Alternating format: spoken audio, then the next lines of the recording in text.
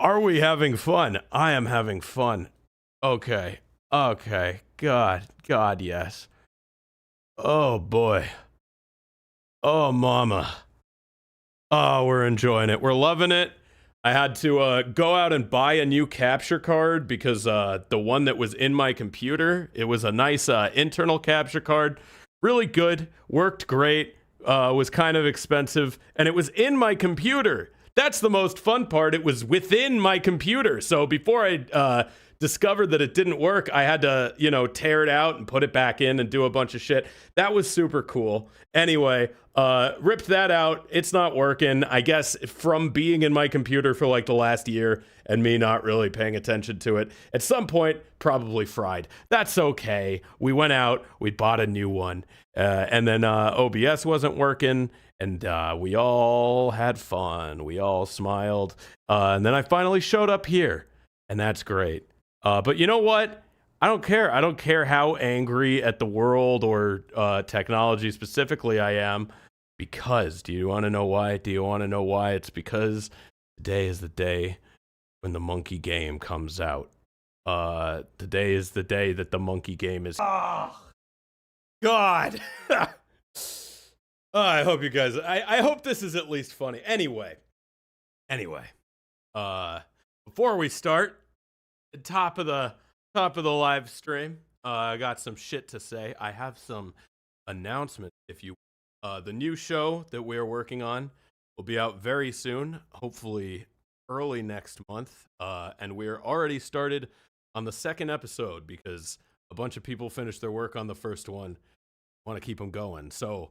Not only is the first one almost done, the second one is getting done too, and basically have our pipeline figured out.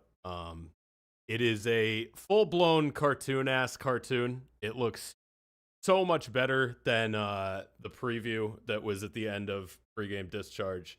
So it's coming together really, really good. First episode's about 15 minutes long. That's kind of what like a 11 to 15, TV 15. Anyway, so that's in the works. The second thing I want to address is the allegations that I got really excited and played like half an hour of this game last night because it was a Monke Game and I was excited.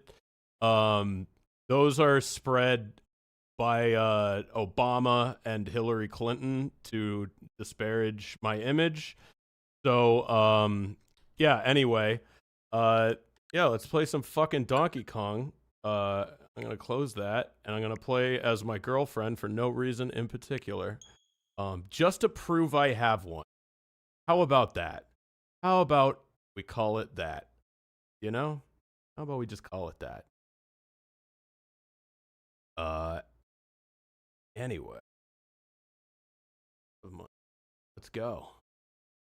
Also, just an aside, I am going to try to get better at live streaming alone, master the art of the solo live stream. My problem is I don't really watch Twitch streams a lot. So if nobody is laughing at what I'm saying or responding in real time, I have no idea if I am being funny or not. But I think if I can master the art of just hanging out and popping on a game, we'll all have a good time. Hopefully. Fuck it. Who cares? Who cares? No one is forcing you to watch this. Unless they are, and if they are, thanks, whoever you are, forcing person to watch this. I appreciate you, and only you. If you're watching of your own accord, then that person is internal, and I appreciate you. I'll stream on Kick, you get to swear. Don't I get to swear anyway? Dude, if I don't fucking get to swear, YouTube's just gonna be mad at me. I don't really care. Oh yeah, I had Nightbot. I had Nightbot like bitching at Twitch. I haven't looked at the Twitch chat. Is that working? I should probably check that, shouldn't I, before exploding through this wall like a good little boy. Yeah, okay. Twitch is working. At least it's working for me. If it's not working for you, man, shut up, man. Man, shit. Oh yeah, I also fucking forgot to post on all the social medias. I should do that. I'll do that right now. Sorry to keep all you guys waiting, but you know what? I think it'll be worth it. Yeah, Lyle Wrath on Instagram, or follow Wrath Club. I'm gonna probably be posting a lot of cartoons and stuff there. A big part of the new show is that since it's 15 minutes long, people cannot just steal it and put it on Instagram. So I will freeboot myself, assholes.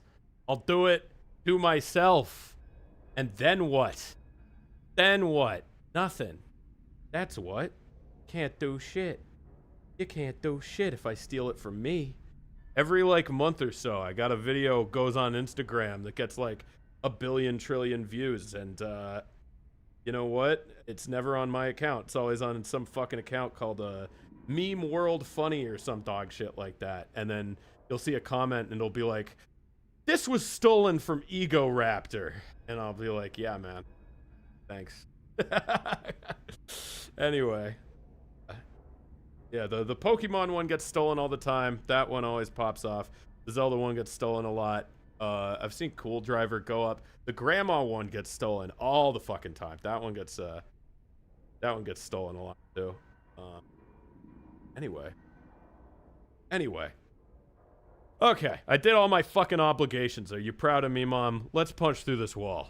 Good lord. Bam, bop, boom, bada bang! Monkey.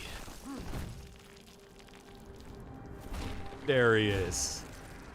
I feel like I've been waiting for this my entire life. Ah, there's me. Okay. Thank God. We're finally here. After all this time. Oh, God, that's exactly what I need right now. Just to be able to smash through a wall angrily. Oh, that's so nice. Oh, fuck. Oh, my stress is going away. God, yes, this is everything I want in a video game. Just punch through a fucking wall. Be angry. Oh, fuck. That feels good. That doesn't feel good, though. Can I, like, switch those buttons? Let me see. I say as though I didn't play this for, like, half an hour and figure out that you absolutely can switch those buttons. Yes, you can. God. Yeah, they put it on the, they did, like, the Kingdom Hearts ass controls where jump is, circle on the PlayStation D-pad. I was gonna say B, but B is exactly where A would be on a fucking Nintendo controller, because there's nothing that makes sense in this world anymore. Yeah, this is like Minecraft if it wasn't for fucking pussies. I never had a Minecraft phase. I know everybody in the world had a Minecraft phase. I didn't. It's really weird. For somebody as autistic as me, you would think that I would have a Minecraft phase, but I get no dopamine from it whatsoever. I don't know why. I couldn't tell you why. Oh, that's such a good mechanic. Just smash through everything. It's so good. Donkey Kong drywall. Hell yeah, brother. Hell yeah.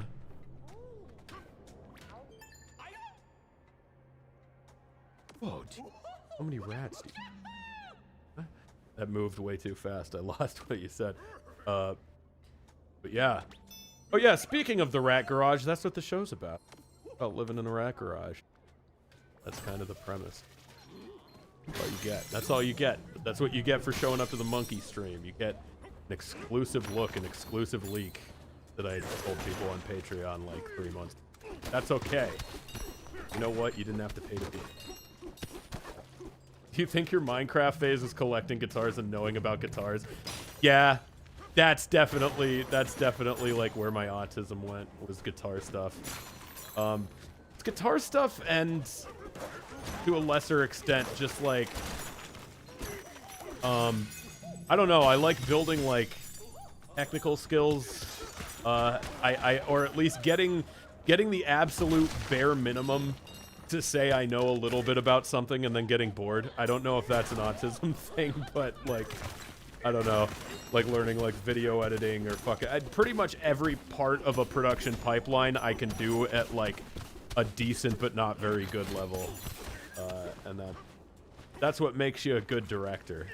That sounds like sarcasm, but I thoroughly believe that, is that if you at least know in theory how difficult what you're asking somebody to do is, and kind of like a rough idea of how to do it or what's wrong with it, that helps. That helps a lot. I have no idea how people make things without like knowing at least a little bit of the which is why you'll hear like horror stories from the animation industry of like, oh yeah, I worked for this show that was like some comedian and the whole thing was done, and then they were like, can we just change everything fundamentally down to its very core? And then everyone goes, we can, because you're Daniel Tosh. I don't know if Daniel Tosh specifically did that. I forgot he actually did have a show. I would never disparage the good name of Brickleberry. If you think I would slander, that is Daniel Tosh, right? I don't know or care. I can't do the bit effectively. I don't know or care enough to do the bit. That's okay. By the way, don't listen to Nightbot. I don't have the fucking Streamlabs thing set up, so just ignore that. If you do donate to that, I will get it, but I won't be able to do it because everything changes when you don't stream for like a year or two. So don't worry about that. You know what? I will log into Streamlabs right now just to make sure nobody did that. But if you have been donating to the Streamlabs, have not. Wait, what? That just put me back in. That was. Man, what is?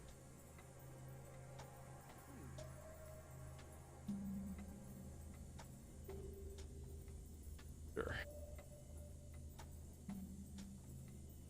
Okay. I guess I can read Streamlabs stuff. Really putting shit there. Maybe I can't. Where's the pick? Where do I actually see an alert then? Man, they changed this too? Okay, I can't see the stream. Don't donate through Streamlabs. I won't be able to see it. If you did donate, I did get it, but I didn't. I'm sorry. They moved everything. I didn't stream for like a year, and they moved everything. So that's why that happened. Okay. Can you believe it? Can you bloody? And yeah, blood. Yeah. Don't listen to Nightbot. Don't listen. I guess Nightbot just says that streams help fund cards. So technically, that's true. That's all. But if you do it through YouTube, I will read your message. You know, because that's what we're doing. We're playing Monke Game and we're smiling. And you know what? As a blessing in disguise, I have a lot more energy when I'm in a bad mood. Does that happen to anyone else? Like you're kind of at your peak when you're kind of pissed off? I feel like that's, for me, obviously. But I don't know if that's a universal thing or if I'm just...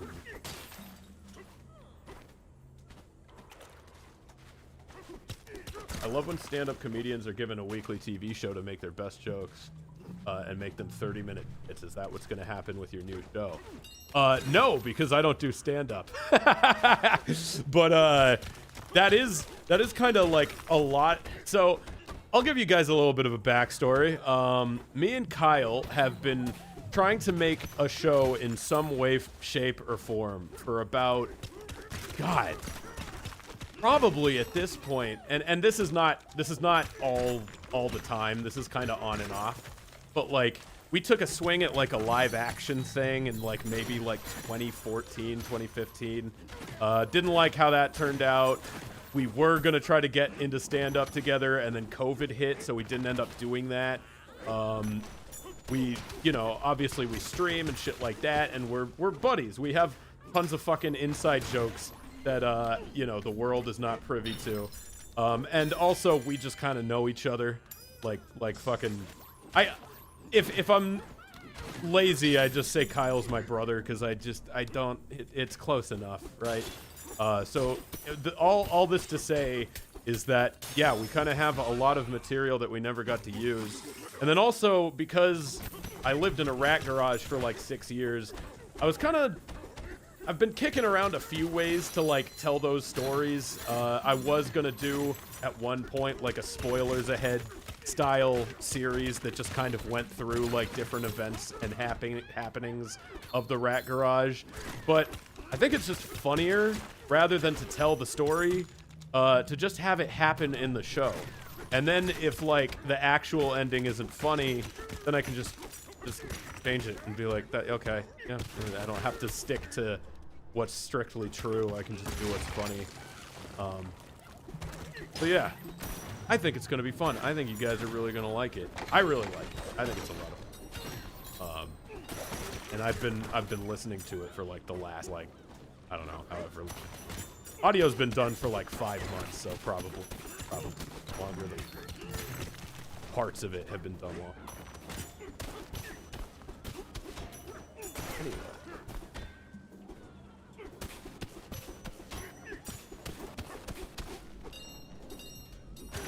Yeah, sorry again that it's been taking so long, but part of the reason that it has been taking so long is we were kind of trying to set up something that's easier than an animation pipeline so that the show could just be put together in like a video editing program, which is kind of what you're seeing in like the end of pregame.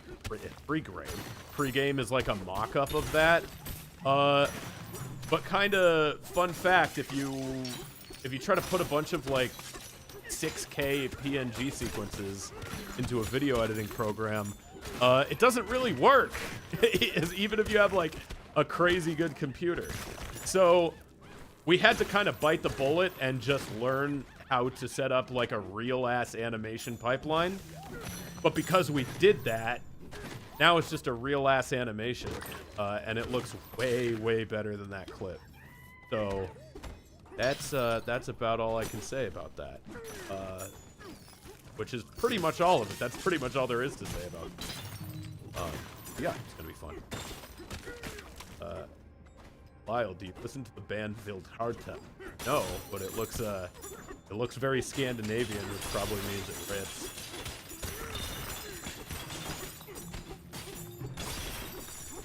Oh man, that's just scratching my brain. Such a nice sound, such a big fucking. That is so satisfying. Oh, that's so nice. Oh, that's so good. You'll love it. You'll love to see it.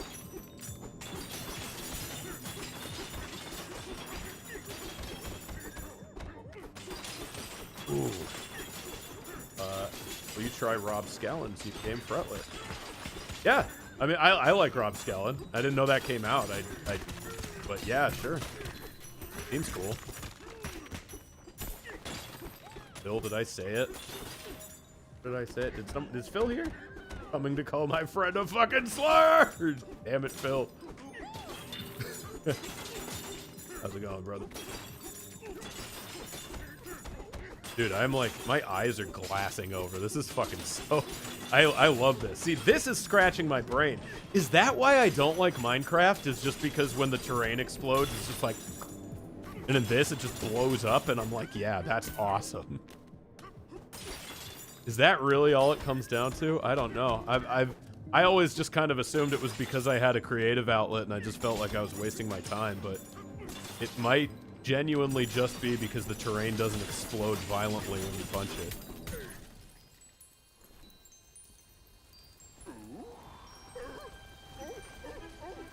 What do you think of Ghosts? I like Ghosts. I don't love Ghosts, but I like Ghosts. They're good. I'm not one of those metal guys that's like, Ghost is Scooby-Doo chase music. I think it's fun. I mean, it kind of is, but it's also good, so I don't care. It's good. By the way, how is the volume of me versus the game? Am I like a good little bit above the game, but not all the way? Oh my god. Oh, they took his pants. Oh no. The big gym teacher in the sky has claimed me.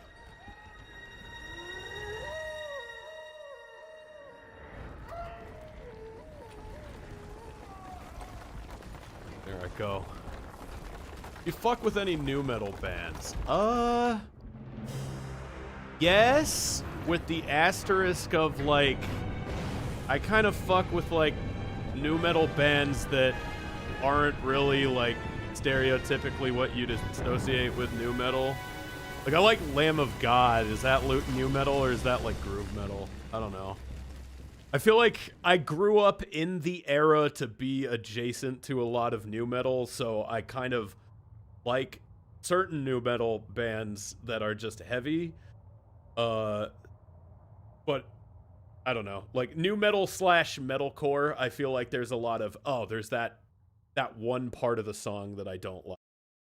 Actually, when I was a teenager, back in the old MP3 player days, early iPod kind of shit, where you had to like sync a file and all that before streaming, I would go in and I would like edit out like parts of songs I didn't like. So I would just like cut out, like for example, like Avenged Sevenfold's Backcountry. I cut out the so sorry, because I was just like, that sucks. So I would do stuff like that. I would edit a lot of like, there would be a lot of bands like you're kind of, I don't know if I want to throw Unearth under the bus because I just like Unearth full stop, but just sort of that sort of, I'm trying to think of a better example of one that I don't just straight up love. Like maybe like In Flames, like later stuff, like everything after Clayman, all those songs had like every song would have that one part I don't like, and then that one part I don't like kind of became the band's whole sound.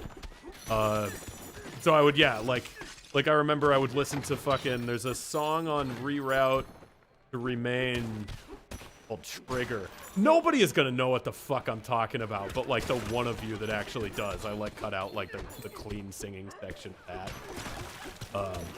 So yeah, no, I don't like new metal as a genre, I guess. I think there are a lot of new metal bands that have good riffs.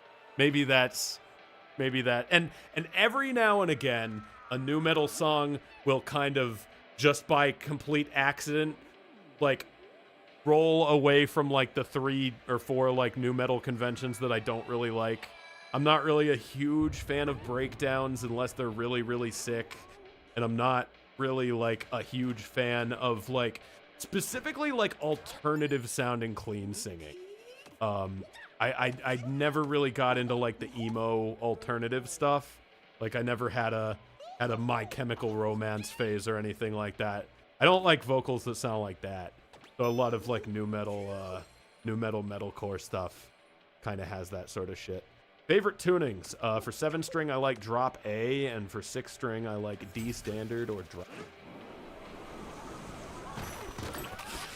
But I like I love 7-strings because 7-strings kind of reconnected me with a lot of like sort of classic, like older music, because like I would tune all my guitars down to like C or C drop C or D standard, and I didn't really have a 6-string that was tuned to standard. So when I got my first 7-string, I kind of had standard tuning again, and then I would play fucking old shit that I used to listen to, like, you know, your like Motley Crues and stuff like that, like stuff I hadn't really revisited since high school, like old dad rock shit. You know, Judas Priest, another one. I would play the shit out of Judas Priest. I'd just play it in standard. But, you know, stuff like that. And then I could play it in its regular tuning, and I wouldn't have to, like, retune my guitar or have strings that were, like, fucking super, super tight because I was using 12s. But yeah, I like playing 7-strings. I have my 7-strings set up to mostly drop A. Drop A is, like, the big tuning that I like a lot. There's a couple songs on the Petrified Giant album that are in drop A. Godless Sky is in drop A, and Endless Arc is in drop A. And then Traitorous is a B standard. That one's just standard tuning, 7-string tuning. And then for the first album, this was just a Dave thing. I wouldn't have picked this, and I think we're doing D standard for moving forward.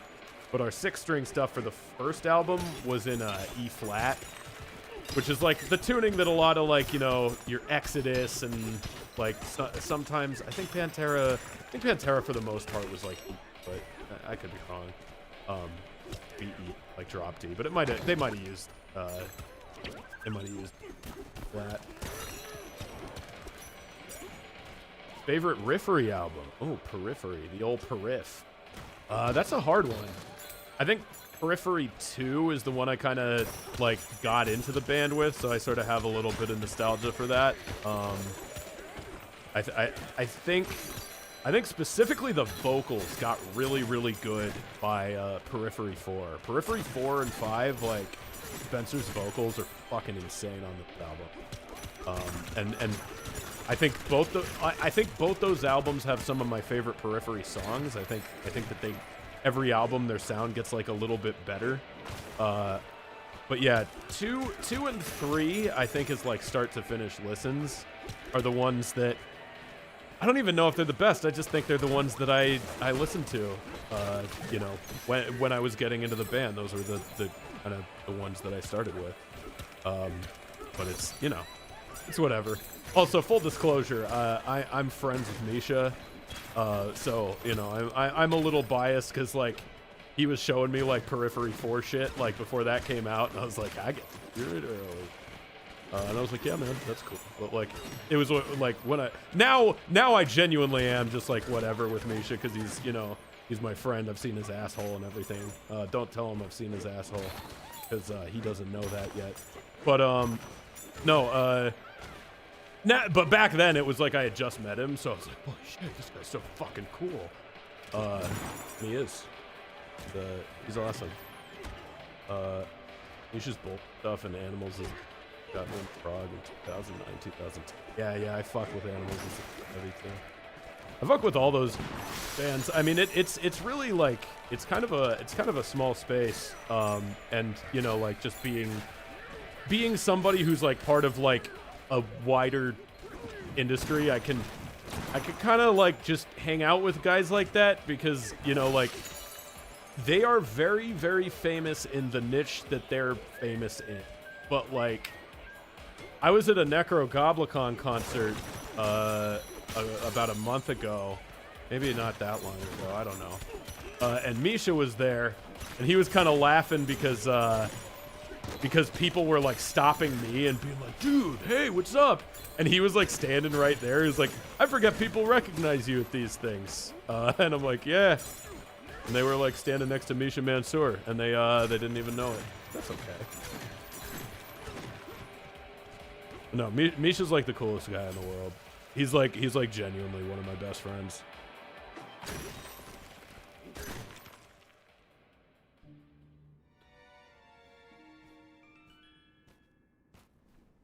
Man, I wish I won the one near me a month or so ago. Yeah, if it was the Revocation one, that shit was fucking awesome. Revocation is such a good band. That's honestly like a pretty high up there one. Dave Davidson is a fucking monster, and I like that he writes riffs that are just fucking cool. Like every time I'm like, oh yeah, every heavy metal riff has already been done. I just listen to some Revocation. I'm like, okay, there's still room. Do you like black metal? Kinda. I like stuff like Emperor and shit. And like when I'm working on stuff, when I'm doing like a guitar setup or something, that's when I'll throw on like the Bathories or the Satyricons or something like that. You know, you're more like kind of stuff, you know. I don't typically listen to it, but I like it for background music while doing stuff, if that makes sense. Like, I don't know if I'd be like going to black metal. You know, I'd go to a black metal show if it was like a band I knew. Yeah, it's on solo stuff is sick. Would you go on GobbleCon's podcast? Yeah, in a fucking second. I don't think he knows who I am, but yeah, absolutely. I saw he had Brandon Rogers on there the other day, which is, like I work with Brandon because I write on the Hell Show. So yeah, that was like, I was like, dude, you know the Goblin? And he was like, yeah, I know the. Do you not know the Goblin? Fuck you. Are you saying that like everyone knows the Goblin? Make me feel like I'm the only guy that doesn't know the Goblin. Oh, fuck these bugs up.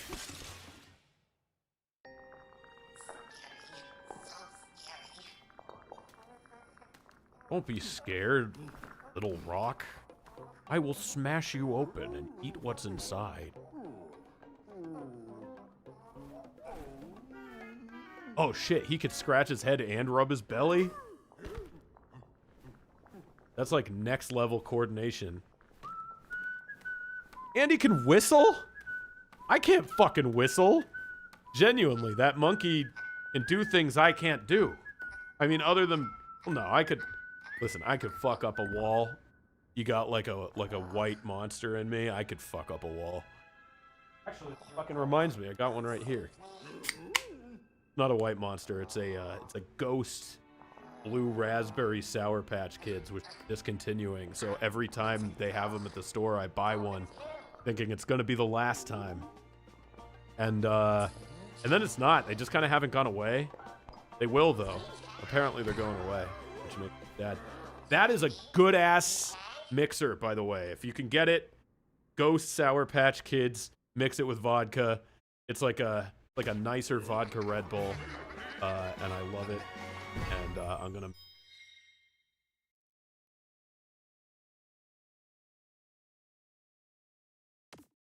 Couldn't fuck up a wall. Yes, I can, and I have, and I.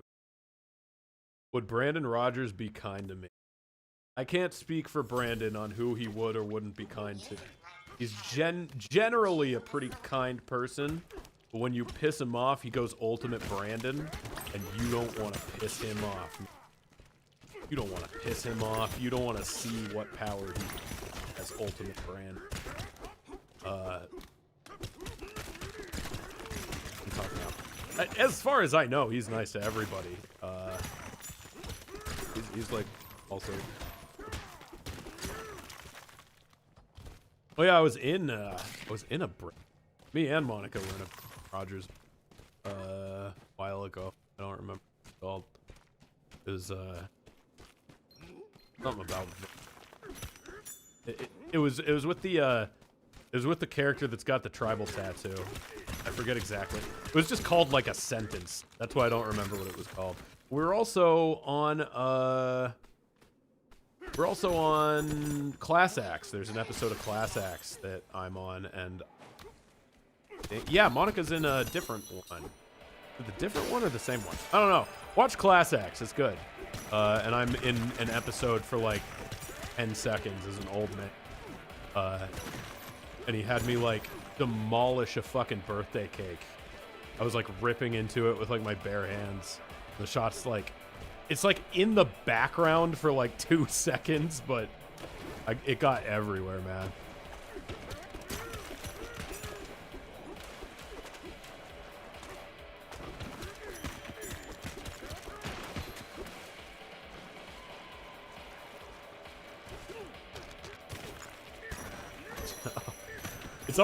It's always weird when somebody references like strange things like that. It's like I don't know. It feels like a fucking lifetime ago because it kind of was. Like how long ago was the gorilla question? That had to have been like 2012 or something. That's easily got to be 10 years ago now. Like anytime someone's like, "Oh yeah, I remember." Sanity not included. I'm like, how are your back problems proven?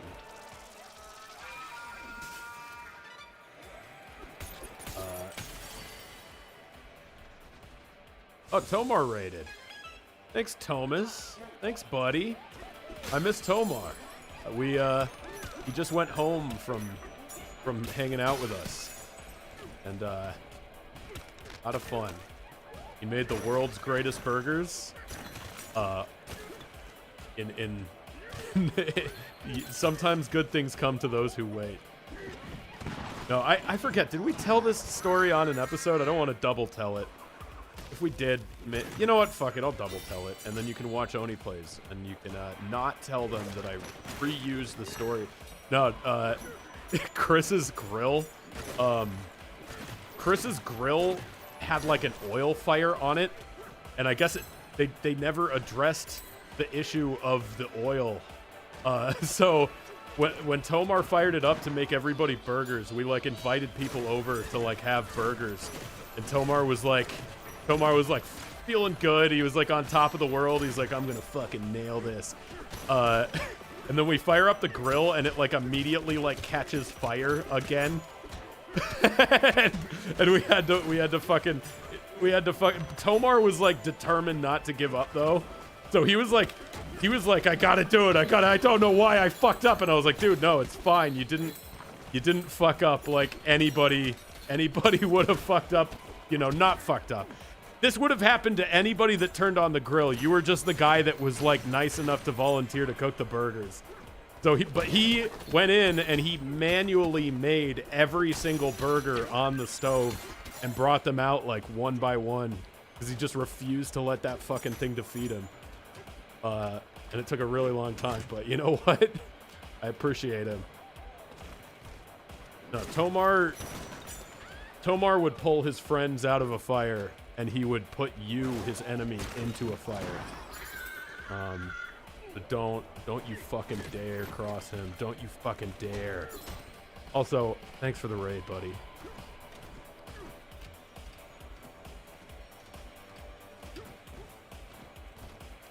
Yeah, everybody has taken the Tomar murders people joke to exactly the right place. I think it needs to say how it is. One of those burgers. What is a mosquito burger? No, it was good. It was, by the time it came out, it was actually a good burger. It was good. It was just he had to manually bring them out one by one. And then I've heard legend that like the following day he like scraped the grease off the grill and made good burgers, but I was not there to experience that, so I couldn't independently verify that information.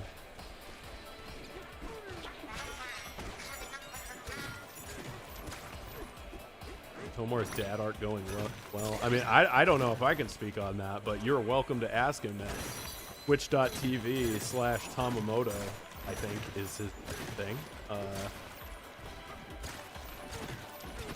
Yeah. That's he streams on Tuesdays and Thursdays. That's why he rated me, because he was already streaming.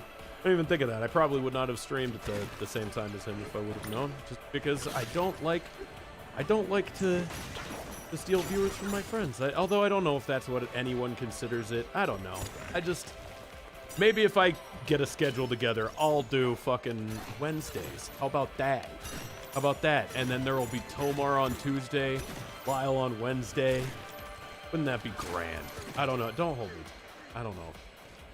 That would be the day. If I had to pick a day, it would probably be.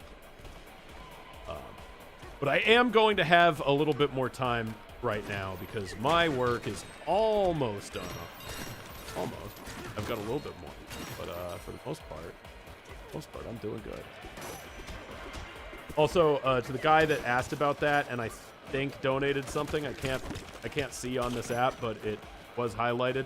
I gave an update on all that earlier on in the stream. It's earlier in the VOD if you want to check on it, but it's going well. But yeah, just because I don't want to keep repeating it for people that have been here and they go, you said that already. You've said that already. No, you guys are chill. You guys don't judge. I'm allowed to repeat myself as much as I want, which is good because the dementia is. I never used to forget shit. Now I forget shit all the well, not important shit. I used to forget, you know, stuff like people's names and my mom's birthday, but like anything that was like actually important, like you know, like what time code something happened in a video. I used to be able to hold on to that for like months, you know, like if I wanted to find like, oh yeah, what point in this video did they say this? I could just go pretty much to like a point in the center and find it. Now I'm losing all the important stuff like that. And that's it. I do always have to fucking, I don't know if this is normal. I always have to like do the reverse math on the year for how old I am. Like I can't just like rattle it off like off the top of my head. Maybe that's something that happens when you pass 30, or maybe I just don't give a fuck. They call that tism. Oh, it's definitely. No, we took an autism test. Not a real one, mind you. Just like the bullshit, like Myers-Briggs, like, not Myers-Briggs. It's called like the RADS or something. And let's just say I won. All right, let's just say I had the high score. But there is an Oni Plays episode coming out where Chris does it. So you finally get to know. But I beat him. I beat him. I did. That's, no, I took it in a server of people that was created to play Monster Hunter Wilds, and I still won. So let me just, if any of you fucking doubt me, if any of you dick heels doubt me, just fucking know that I am not to be trifled with. But I got like the weird kind of like, I got the like, I don't understand people, and I just want to like sit in a like dark room and fucking like do something for 9 hours autism. I didn't get the like likes Digimon autism, you know? I didn't get the fandom autism, I guess you'd say. Like it takes a lot to get me into something, and then I get out of it very, very easily. Like trying to think of an example. Like, I genuinely don't give a fuck if the next Halo game is good or not. Like, I hope it's good. It'd be better if it was good than if it wasn't. But, like, I don't know. For as much of an attachment as I had to that franchise, I kind of am just like, whatever. They made a few bad ones, and now I don't care. Which I feel like, I don't know. I feel like that's not normal tism behavior.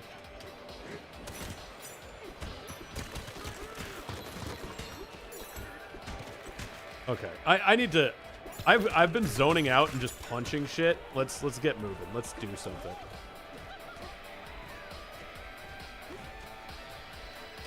Bam. Halo sucks now. Halo does suck now. Oh yeah, is the Twitch, does that still say that I'm playing like Split Fiction or whatever? Did I forget to change that? I probably did. Let's see. Oh yeah, God damn it. Yeah, we had a whole thing with like OBS, Monke Game. Yeah, here, I'll change it. I'll change it. Category, Donkey Kong. Donkey Kong Bonanza. There we go. There we go. That's what it's supposed to be. Now it's changed on the Twitch. God, I love it. Why is Phil calling me? I'm gonna put you on speaker, you motherfucker. What do you want?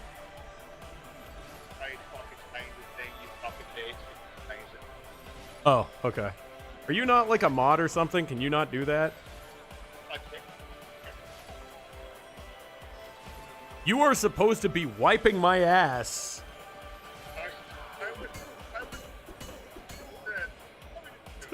I want you to help me, man.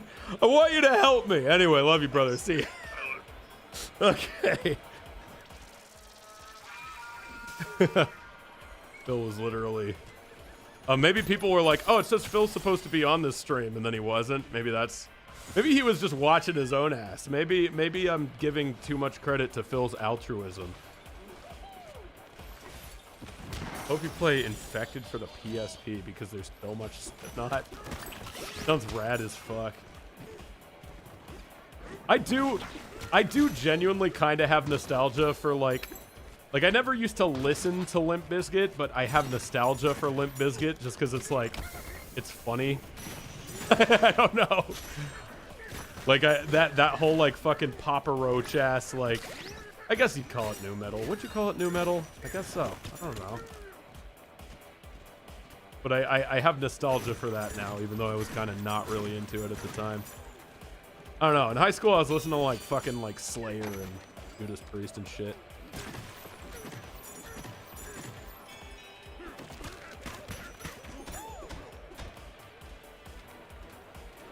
I think it falls under the genre of bad music.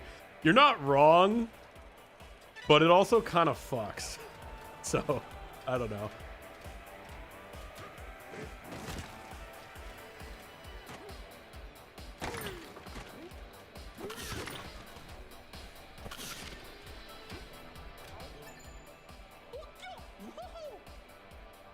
Fricking frick! I still like corn. Corn's okay. People quit their jobs and disown their wives for this? This? Wait, wait, for what? What are we talking about? I feel like I missed half of that conversation. Are you talking about, do people disown their wives for Donkey Kong? If so, good choice, brother. You're finally free. Take that, Deborah.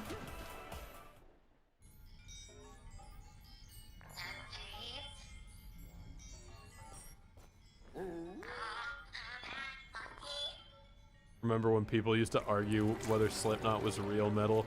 Yeah, there was like a weird like shifting sands kind of thing where it would be like, oh, this isn't new. Like there were people that were like even saying like stuff like fucking like Priest and shit wasn't real metal because like it didn't have like pig squeals in it. Like and then there were also people that were like it would come full circle, like wherever you went, there was some genre of metalhead that was saying it wasn't real metal. But I don't know. It's all pretty good. I don't think there's really any genre of metal that I just straight up like. But I am an ape as long as you fucking have like big, mean, crunchy guitars. I'm pretty satisfied. You know, there's obviously I've got my preferences, opinions, sure. But I think it's all pretty okay. Like the system of effect. What do you mean? What do you mean by that? The not real metal thing? People saying System of a Down's not real metal. I think yeah, System of a Down like is kind of borderlining on some other genre, but I'd say that if you wanted, like if you put System of a Down opening for like Metallica or something, it wouldn't be strange.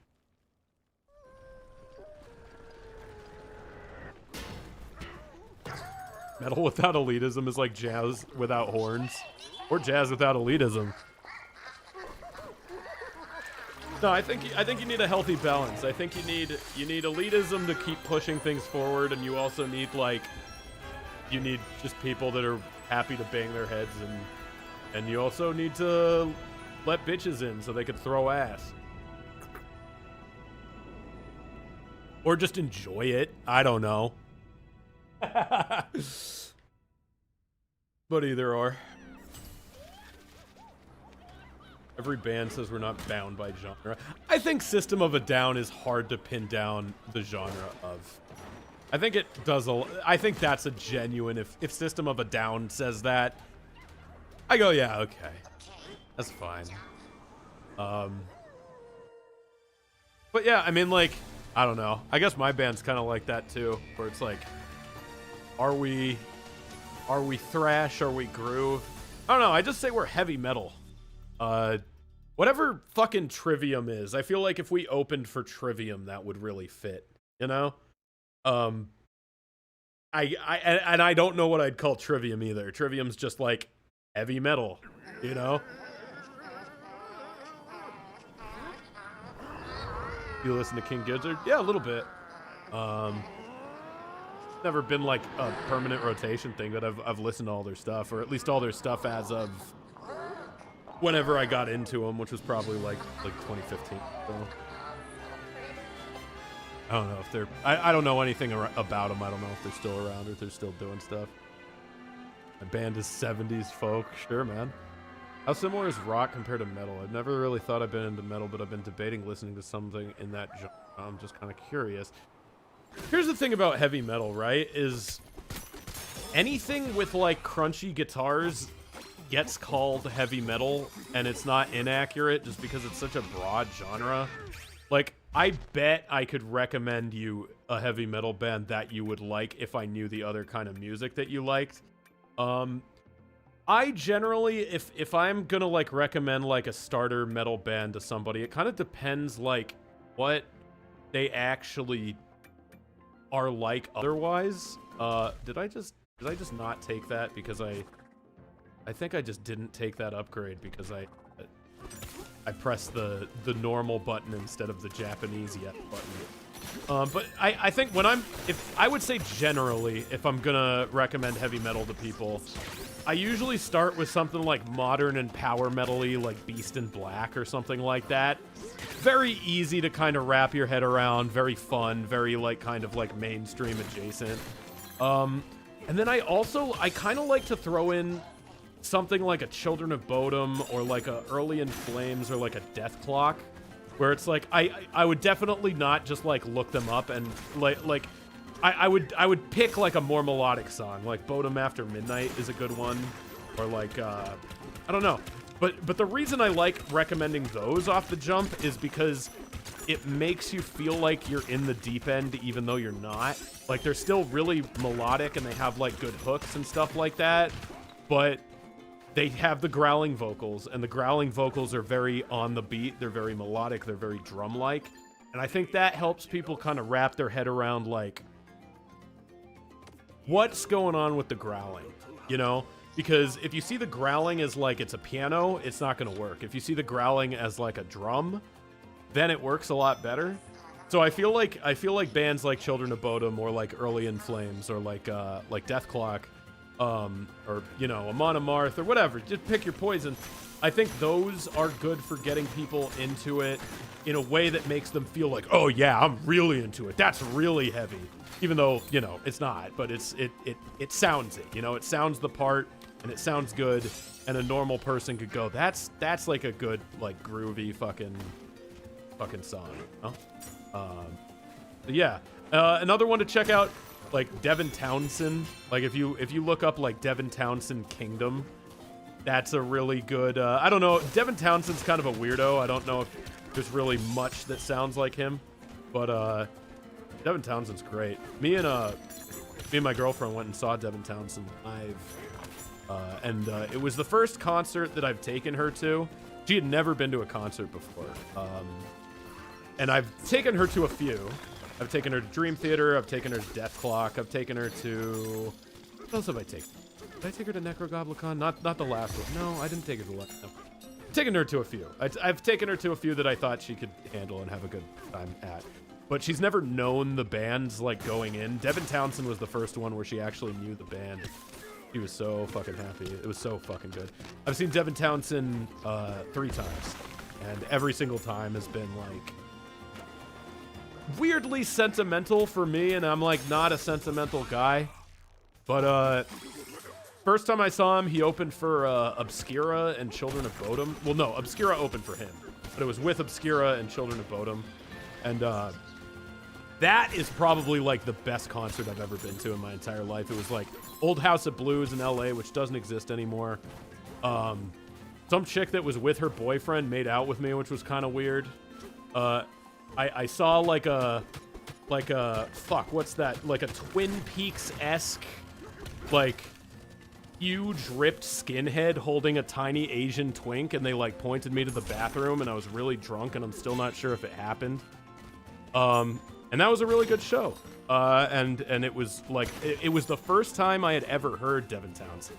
And he is really good live. And he was so good live that I was able to, I didn't remember his name because Devin Townsend is just like guy name, last name, right? So, but I remembered the lyrics to, I think it was Super Crush. So I just went home and I was like, I just typed in, I don't want to save my soul now, I just want to lose control. And Super Crush came up, I'm like, that's the guy. I don't think I've ever had that experience with a concert before where the song that I had heard for the first time live actually got stuck in my head to the degree where I could remember the lyrics. I don't think that's ever happened. But yeah, that was a really good show. Second time I saw Devin Townsend open for Animals as Leaders. Everybody's got that really cool friend that like dies tragically young, you know? That was like the last time I saw that guy. So it was kind of sentimental for that reason, because it was like, that's like the last memory I have of that dude. And it was going to a really good fucking show.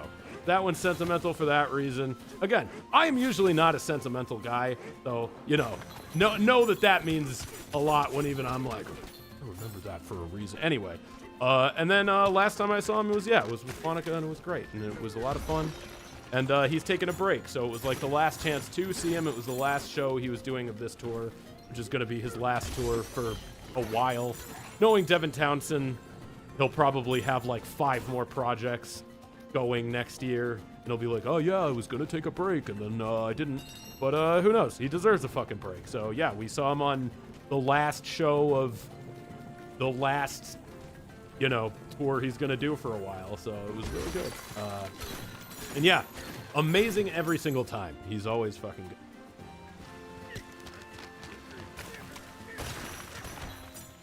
But yeah, I fucking love Devin Townsend. Anyway, that was a long way around to saying I love Devin Townsend. See, this is where you get the autistic info dumping. When you're talking about like metal shows I've been to and shit like that, that's where I'll get really autistic. When I'm talking about like Halo or something, I'm gonna call him the fucking alien dude. I know his name is the Arbiter. Everybody knows his name is the Arbiter. But I call him the Keith David alien, so that people don't think I'm a nerd, But you start fucking asking like what pickups I like, dude, it's over. You're getting like a 30-minute answer.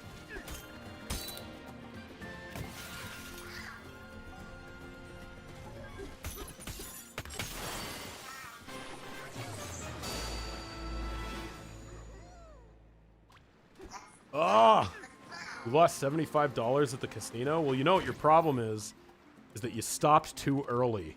Only way to get it back is to gamble more. You know it, I know it, we all know it. Oh yeah, we're talking about intro metal bands. I think Metallica is a good intro metal band. I do think that you have to be a little bit careful if you're trying to get someone into metal and they're not like already into it. Like if somebody says I want to get into metal, then you have a lot more leeway. If you're trying to like sell somebody who's not a metalhead on metal, I don't know if Metallica's the way to go. Just because it is a little bit like old sounding, the production's not great. I fucking love it. I think Master of Puppets. I would go Judas Priest. I would go Painkiller. Show him Painkiller.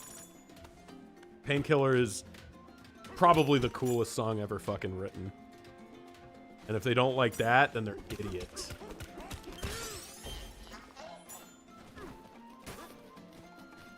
Iron Maiden. Iron Maiden's good too. Iron Maiden, you show them like 2 minutes to midnight or something. That's like a really kind of like radio friendly, like metal song.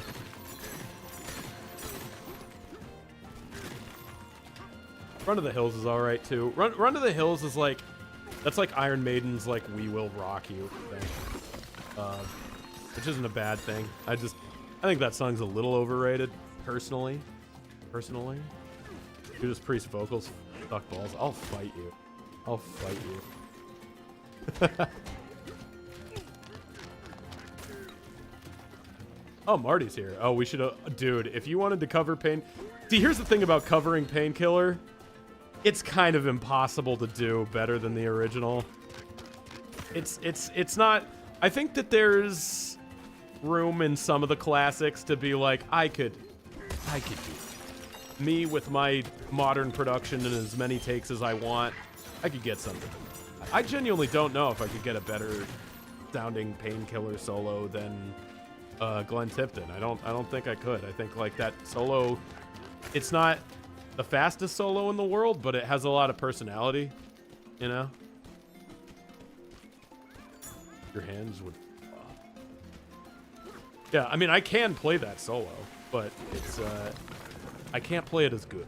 I can't play it with the personality as... The point of a cover isn't to be better. I guess that's true. It's to be different. But, I don't know. I just have so much respect for that song, I don't know if I would, like, want to take creative liberties with it.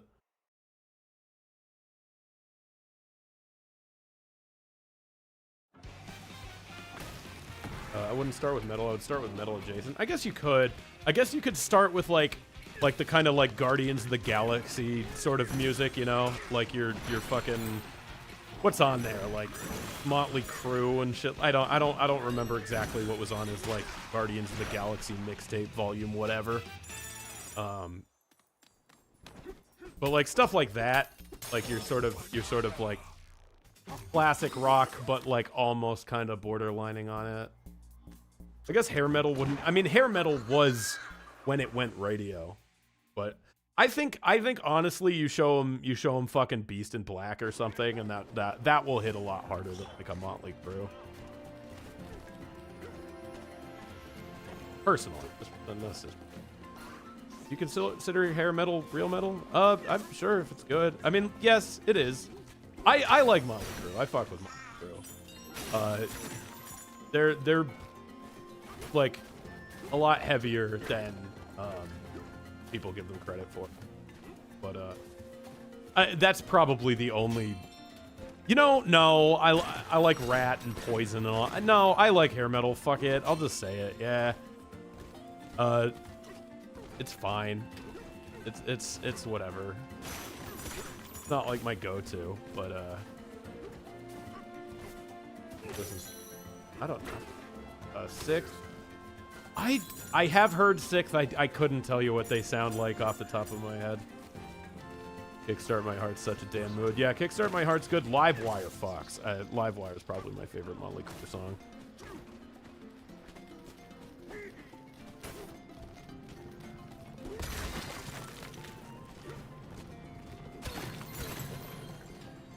'80s Pantera. Would you consider Pantera hair metal? I would just say that's thrash. Where am I going? What am I doing? I'm gonna go down here. I'm gonna jump in the hole. Do I fuck with Meshuggah? Yeah. Yeah, I've seen Meshuggah live twice now. No, 3 times. I think the first time I saw them with Animals as leaders. But I wasn't super into them back then. I'm a little more into them now. Okay, let's pick the right one this time. All right. That's the one.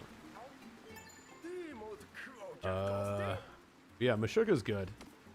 I like the genty proggy kind of shit, but it's not my favorite genre in the world, but it's pretty good. I think I definitely have a preference towards more iffy kind of stuff than like the percussive, but I fuck with it pretty heavy. I think it's a nice like flavor to play with, like bands like Periphery, stuff like that like they can ride on the zeros, but then they can go other places or do thick riffs. I think those are pretty good. Bananas. You heard of Dance Gavin Dance? Yeah. I think one of my buddies is in Dance Gavin Dance, but I could be wrong. I don't think he's an original member. But I actually don't genuinely know. I think he's the current bassist for Dance Gavin Dance. I could be wrong. If I am wrong, tell me. My buddy Sergio.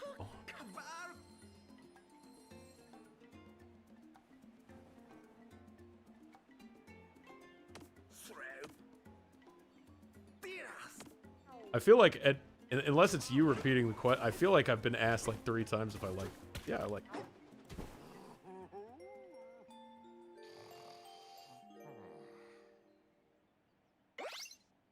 I love that we're just talking metal in here. That's fucking sick as hell. That's exactly the kind of audience I want to cultivate. People that want to fucking talk metal and tell jokes. Fuck you. Oh, okay.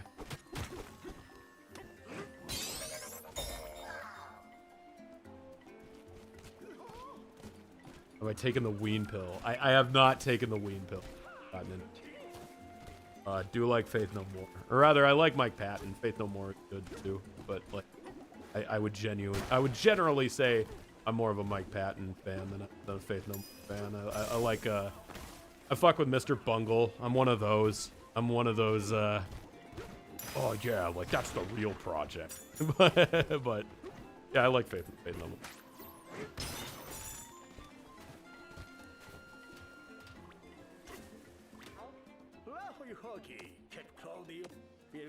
Press the donkey.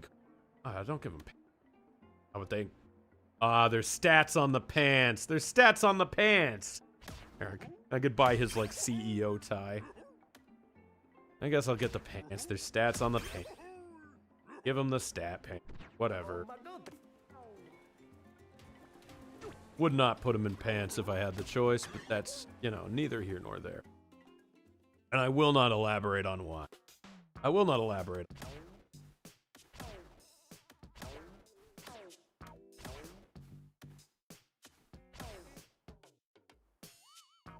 Your mom got you into Slipknot? Your mom fucking rocks. Was she like, now little Timmy, this band has a fucking clown as the drummer. It's crazy, bro. And punches a hole in the drywall. And here's your birthday. She's hiding your birthday presents in the drywall. That fucking rocks.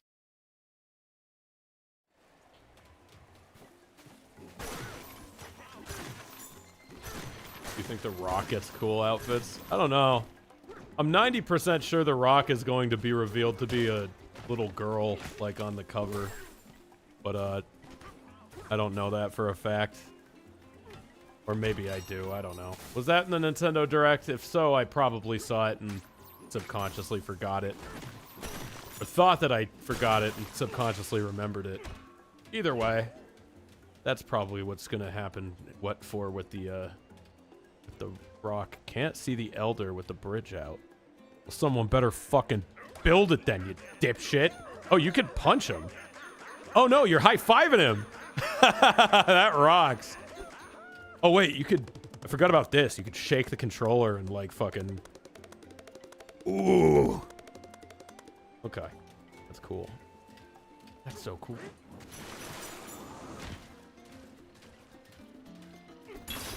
I can't figure out what this game is having you do. I think it's just like the Mario formula of like, you gotta get the bananas. They kind of put you loose in like a big level and then you just gotta like collect some objects, some talisman. You gotta collect a monkey talisman. Can't punch through it, eh? I guess not. Okay, but I could bomb it. Oh, wait, can I catch that? Let's see. Throw it at me, bitch. Come on, pussy. Yeah! There was another one over there, totally unnecessary, but you know what? That made me feel cool. The Rock will be revealed as a gummy weed candy hallucination before it was laced. Yeah, DK took a fucking edible. Yeah, all the bananas are just like really high in THC. And Donkey Kong's just, his head is heavy and he wants to go home. No, he looks like he's having a hell of a time. And you know what? I love that for him. No, this is like the ultimate game. I would have loved this game as a kid. Number one, because you're a monkey, and I fucking love monkeys and always have. There wasn't a number two. it was just that, but also just punching through shit and smashing the shit out of things. I think I would have liked that as a kid. Grab hold of the mesh. Fuck you. High five. High five. High five. Oh, now I'm just socking him. That was weird. I stopped high-fiving him and started punching him in the side of the head. Fate is cruel to all of us.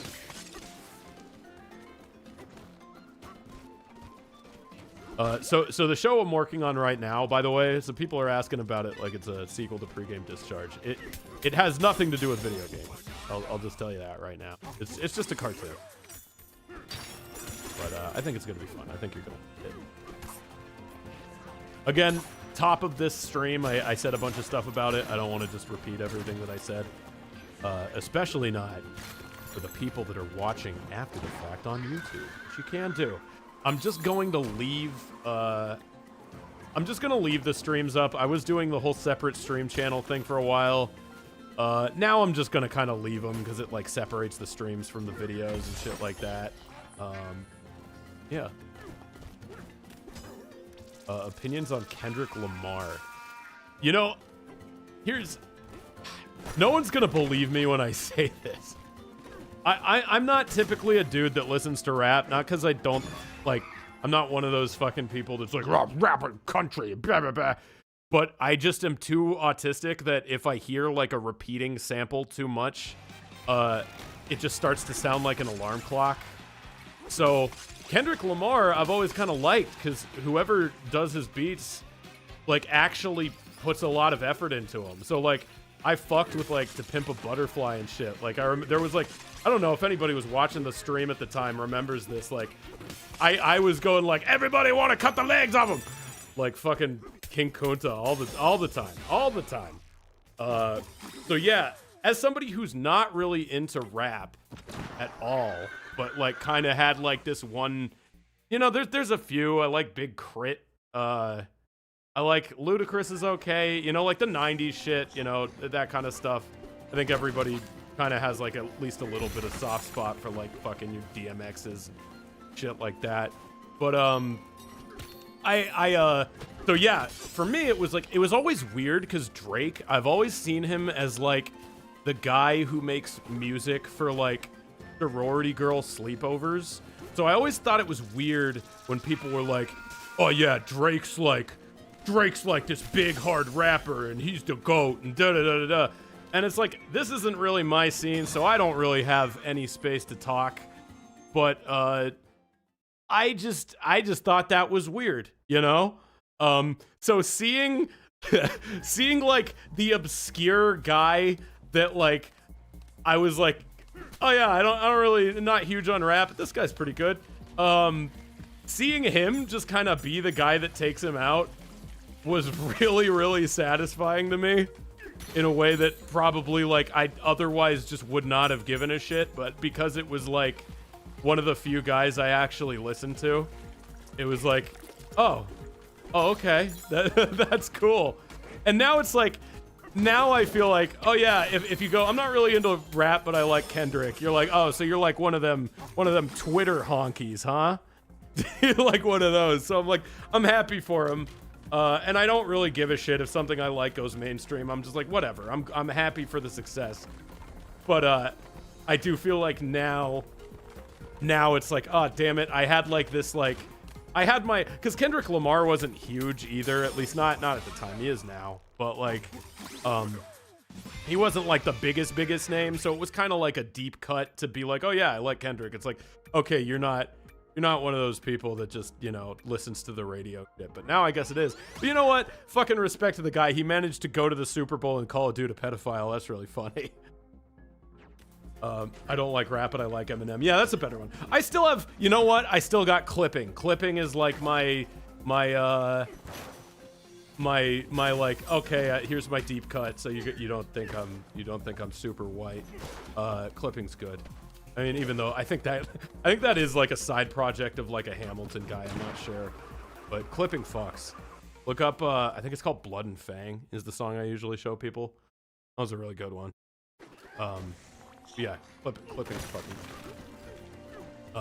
And they're another one where like the rapping's really fucking good and the backing track is really fucking good. The actual music that they put behind it, it's like this almost like industrial kind of fucking weird, like a lot of strange, like kind of creepy sounding synths and shit, and it's got a lot of good movement, which I fucking like. Like I feel like clipping, like it's definitely a rap group, but I feel like it almost would work as like a, I don't know what the hell you would call that, like dark wave or like, I actually don't know. I'm not as versed on like electronica type shit, but yeah, it's pretty fucking good. Do you like Rage Against the Machine? Yeah, I like Rage Against the Machine enough. I know the one song. Death Grips. Death Grips I've never been able to get into, but I didn't really give them. I've only really heard Teen, which I wasn't huge on. But I gotta give him a bit more of a chance. I know it's like Anthony Fantano's like favorite thing, but I don't know. I tend to not really agree with his opinions most of the time. I don't think he's like full of shit, but I'm like, this guy doesn't really have my taste in music, and music is free. So like, why am I watching a music critic? I don't know. That said, if he wants to like give our Petrified Giant album like a 4, I'm here for it. You know, I'm good with it.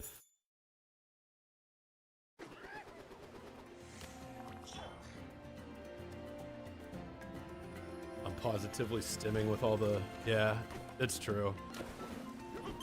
Dude, I know I haven't really been talking about the game, but it's just fun. I'm just loving it. It's just fun. Like, I start punching through shit, and I remember, for some reason, I remember, like, my mother's face, and I haven't seen her. She just disappeared one day. I just blacked out, and she was gone. But every time I start, like, punching through this wall, I see her eyes, and they look terrified.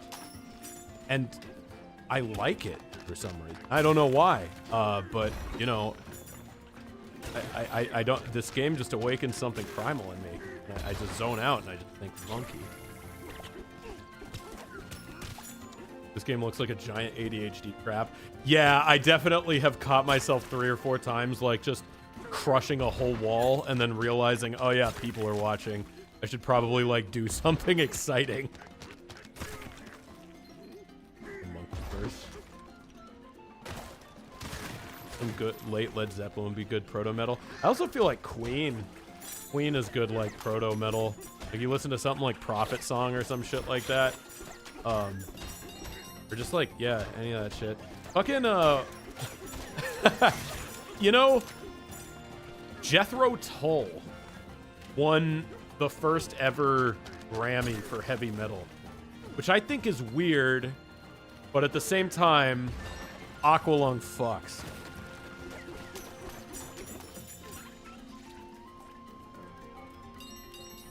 To me, this is baby sensory video over your metal info dump. You know what? That's fine. I'll take it. It is really fun, though, like just smashing through shit. Oh, it's so good. All right. And down the funny hole I go. Is that the one with the flute solo? I think so. I know Jethro Tull does play a flute. Aqualung's the ba ba ba ba ba bow.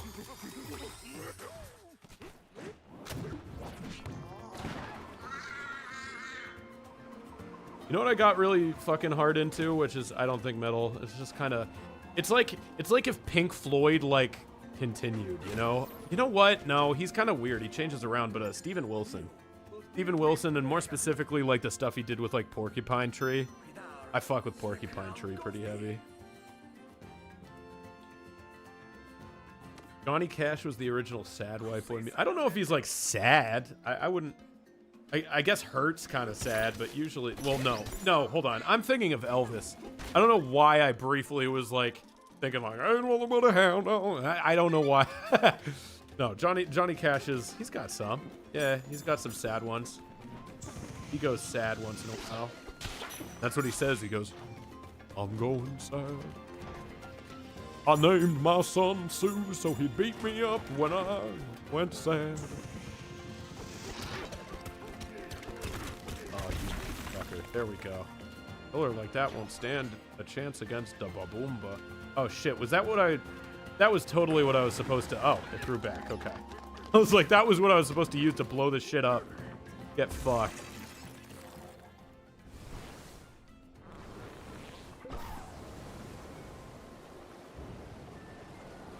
What's 40k Space Marines that channel?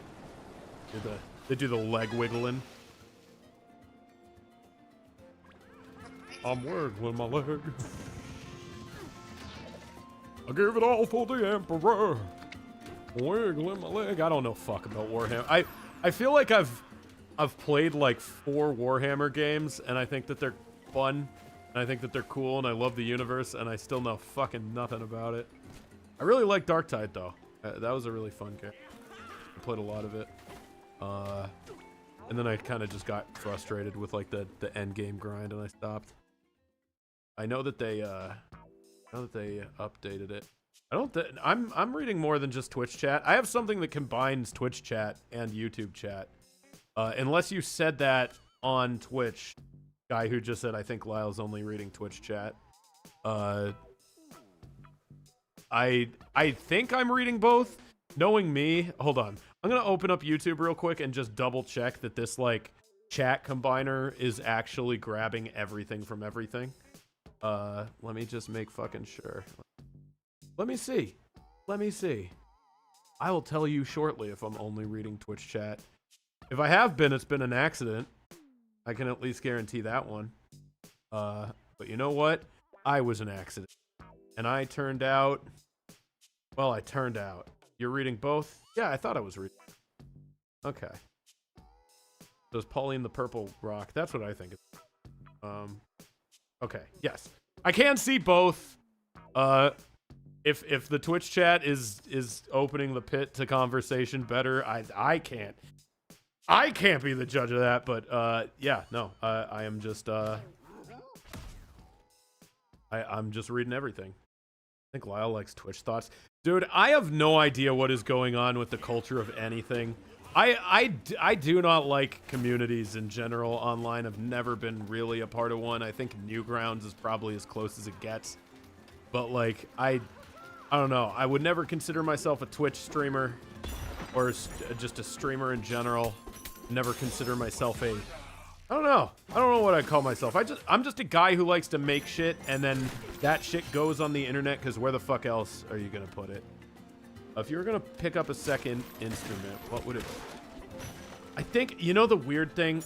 My parents forced me to take like 8 years of piano practice as a kid, and I retained fucking none of it. I used to be able to know how to like read music and all that kind of shit. I can't do any of that anymore. I'd probably say it would be the piano, just so I could use like a MIDI keyboard and get shit done better. If we're just like purely talking like what would be like a cool one to learn, like drums would be cool to learn. It'd be kind of, I don't think it'd be a good use of my time. If I was like immortal and had all the time in the world and fucking a house with a garage that I could, drums would be cool as fuck. That's what I originally wanted to play. I originally wanted to play drums. My parents were like, too loud, so I didn't get to play drums. And then I got a shitty little Fender Squier, and I was plugging it into the fucking Fender practice amp, and I was like, why doesn't this sound like Metallica? I feel like I'm playing the right notes. How do I make it sound like all crunchy with my hands? I couldn't figure it out. And then I got a little fucking Zoom distortion pedal. I was like, oh, okay, so I'm not just bad at it. It's supposed to sound different. And yeah, and then I liked it. But yeah, I took fucking probably like, I don't know what number I said. It was a guesstimate anyway. I took probably somewhere between like 6 and 8 years of piano lessons, and I hated it the whole fucking time. And the only reason I got to stop taking those piano lessons was because the teacher was like, just like a community center, like Parks and Rec Center, like piano teacher. And I had caught up to where she was in the piano book. So she was like just staying like one lesson ahead of me. And I think she thought that was a little too complicated. Like it was getting to be too much of a pain in the ass to like stay one lesson ahead. And then she was like, he doesn't like taking piano. You should get him not to take piano anymore. And since that was like an adult telling her that, my mom actually listened. My mom was like very much the opposite of like the kind of mama bear parent where like if the teacher ever said I was doing something wrong, even if the teacher was like totally off her fucking walk, I don't know what the hell saying that was, off her walk, off her fucking gourd, my mom would always side with the teacher kind of shit. Like she was very much the opposite. Like if an adult says you're in trouble, you're in trouble. But yeah, I was telling her and trying to convince her for like 8 years to let me stop taking piano, and she was like, no. And then the second an adult was like, Yeah, you don't gotta take piano anymore, or you should not force your child to take piano. Then my mom immediately listened and let me stop taking piano, and then I could just play guitar, which is cool. Playing an electric guitar is like a 20-step thing between skill and equipment that makes it sound like bow wow. Yeah, that's true. That is true. I think nowadays that's not as true because you can just like load up a fucking like neural DSP plugin and just sound sick. But yeah, like back in the day, like I think like the whole existence of like the Metal Zone pedal and shit like that. Oh, drum beat. Oh, I'm breaking the rock. Okay, she was the child. Okay. That's an awful record time. I mean, it was big. I think that it just wanted to get big. Are you a vinyl enjoyer? I think it's like a cool thing to like have and like put on your wall and shit. I don't really fuck with vinyl. I think like if you're making something digitally anyway, there's no fucking point of making it like into a vinyl record unless you want something big to put on the wall. Wait, you can't sing? I thought that was your whole thing. Wait, is this supposed to be smash cutting or am I skipping? It is a smash cut. Okay, that's weird. The monkey's like, fucking bitch, go! Be strong like monkey.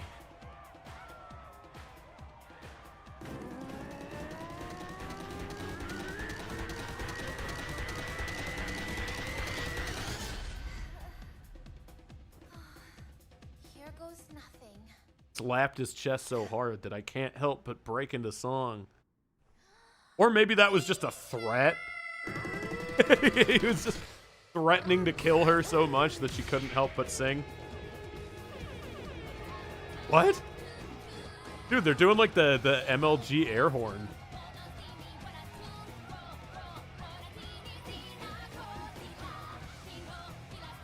Wait, is that thing alive? I thought that was like a statue.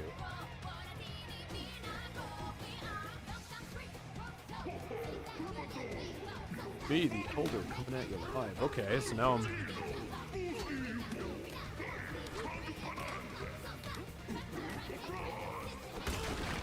Hell yeah. Alright. Oh, can I just bust through these? Fuck yeah! Wait, hold on. I don't want to climb it. I want to... There we go. You're low on Bananergy. No Bananergy, no Bonanzas? Oh, so gold, is that what gold is for? Grab some gold. Hold L&R to... Okay. Okay. Alright, so this is like my super form. He is caked up, yeah. He's got a big ass. They gave him a big ass. I don't know why they did that. But you know what? We ain't complaining here. Dude, this is gonna instill some shit. I can already tell. There's already those people that want to fuck that monkey at the zoo. You seen that? The monkey that people want to fuck at the zoo? It's already happening. And it's just a regular gorilla, and women are like, DK? I want it to fuck me. It has like vaguely human proportions. It's like a Japanese gorilla. No, it's not Harambe. Harambe is the one that got shot. This one's like a different one. This one's more fuckable. Hey, you came from the surface too. That is a crazy voice for that dude. Haven't seen that. Are you sure that isn't? Not making this up. I'm not making this up. If you type handsome gorilla into Google, I bet that you'll find it. Your singing has made the angry banana monkey happy. That's nice of you to say. Okay, I really don't care. Yeah, we're trying to get to the planet's core. Okay. Those who reach the planet core will earn their greatest wish and more. How do you know that's true? I feel like that's something that could just as easily be something as you get to the center and then you just die in lava. My greatest wish Well, I'm will gonna come picture. true? Yours too, DK? I guess we have to go then, don't we? They made a whole manga of that group. Okay, so it's not just me. Their grip strength. Yeah, they just crush your head.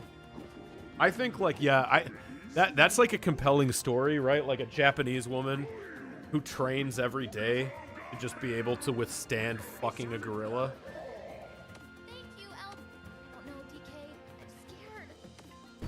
I think that's aspirational. That should be, I think, what everybody who goes to the gym should be aspiring to do. To, like, assert dominance over and then fuck a gorilla. But it has to want to fuck you. Let me be clear about that. If they can do sign language, they can consent, and they will only respect you if you overpower them. So it's not even on the table if you don't. But once you do, then you have to coerce and seduce the gorilla. I don't want to see none of you just fucking them, okay? This is a yin and yang kind of thing. Listen to me. Listen to me, because I know you guys are driven, and I know you guys will do it. This is something that takes discipline, both of the mind and the body. What the fuck are you talking about, Lyle? God, I don't know anymore. I just start going and then I black out. Pauline's singing to activate a bonanza transformation.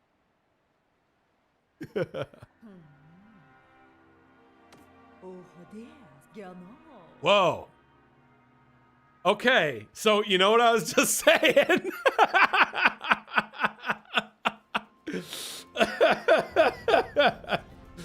Look, I'm not a furry, but I'm only human. Okay. Look. Wow, this conversation has me worried that you're single again. No, that's the fucked up thing. I'm like this and I can basically get played whenever I want. I'm in the perfect relationship. I think this is just baked into what I am.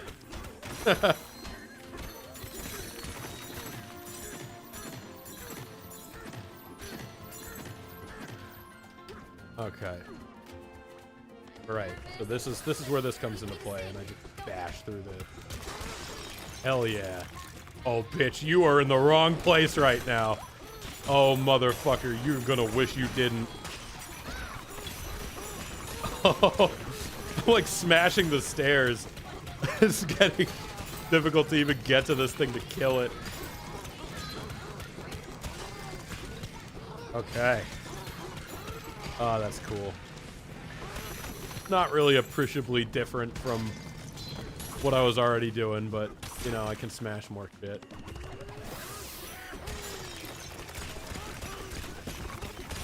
Your lawyer is seething over the gorilla concept. Why? Because that's like original IP at this point. Just Knack. I never played Knack, so I don't know if Knack had like a similar wall smashing mechanic. But given that nobody really remembers Knack, I'm gonna go out on a limb and say that it didn't.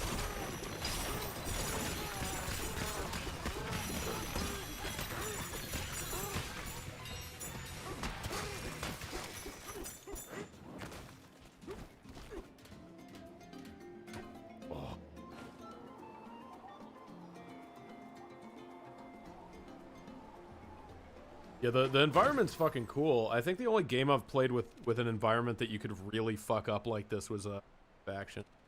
So fucking cool. I mean, like, you could dig through the ground in a lot of these like survival crafting type games, but it doesn't really have the same vibe.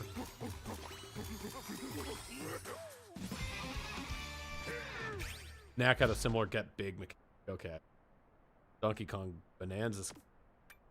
Yeah, but I don't want to waste shit on that, right? That's only happened a sometimes thing. Reduces the time you must hold to act. Okay, that sucks. Bonanzas last 30% longer. That's okay. I kind of want to just focus on getting these like moves. I didn't even try the spin jump. Charge punch, fast shot. Boosted direction. Oh, that's only during punch power. That would be better. Okay. Sonar. Charge. Clear away stray chunks by holding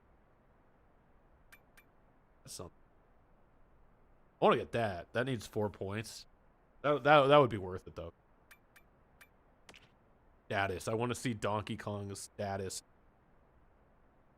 Try this.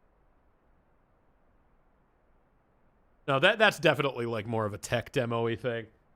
I mean, I'll fuck with it, sure, but God. I'm a honky. Okay.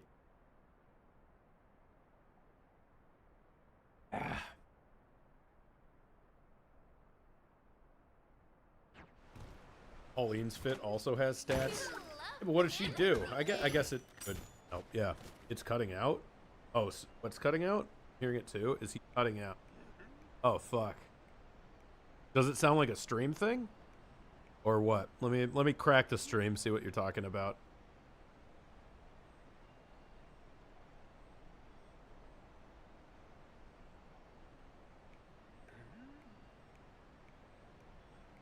Oh yeah, that is. Do I have like a noise gate on or something? Let's see. How is that better? I just turned my gain up a little bit. Hopefully there's not. Maybe there's like an auto noise gate on like OBS or something. Not sure, but it's mainly when you get quieter. Has it been doing that the whole stream? God damn it. Let me see. Let me see. Seems better now. Yeah, it might just be a noise gate thing. I'm gonna check OBS real quick and see if that's been properties. No. Let's see. Filters? Do I have filters? Noise gate. There we go. I have a noise gate on. That's why. I guess I set that up last time. All right, I'll turn that down, and that should help. Okay, it seems fine now. Yeah. All right. Hopefully that was not going on the whole stream. Not the whole stream. You've been good. Okay. Yeah. I guess technology is a flat circle. You need to go open Serum 2. Oh, I actually have not checked out Serum 2 yet. I have a ton of Serum 1 presets. I like Serum. I'm not good enough at Serum to actually know how to use it. I kind of know how to like tweak a few settings if I use like a preset, but I definitely yeah, I've bought like a bunch of Serum preset things.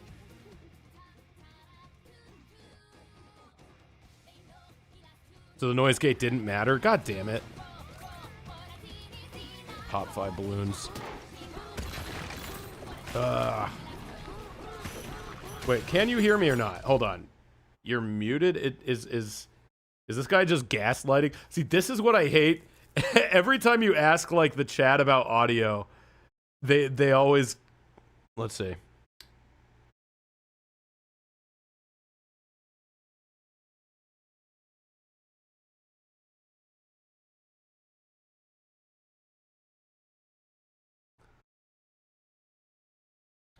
Oh, you know what it might be? Fuck. The air's going right now. Maybe the air condition. That was a funny gaslight, but you're good. God damn it. You fucking bastard. You got me. The air is going right now, though, and sometimes that does fuck with noise gates. That might have been what initially, like, kicked it off. Because, yeah, the air just kicked on. So that might be what it is. Crank the gain up another 300%. Yeah, you gotta push further beyond. I genuinely, and you could probably hear this in a lot of like old YouTube videos, like Sanity Not Included era especially. I genuinely used to think the sound of a mic like peaking when you screamed was like the funniest shit in the world. And I still, yeah, great.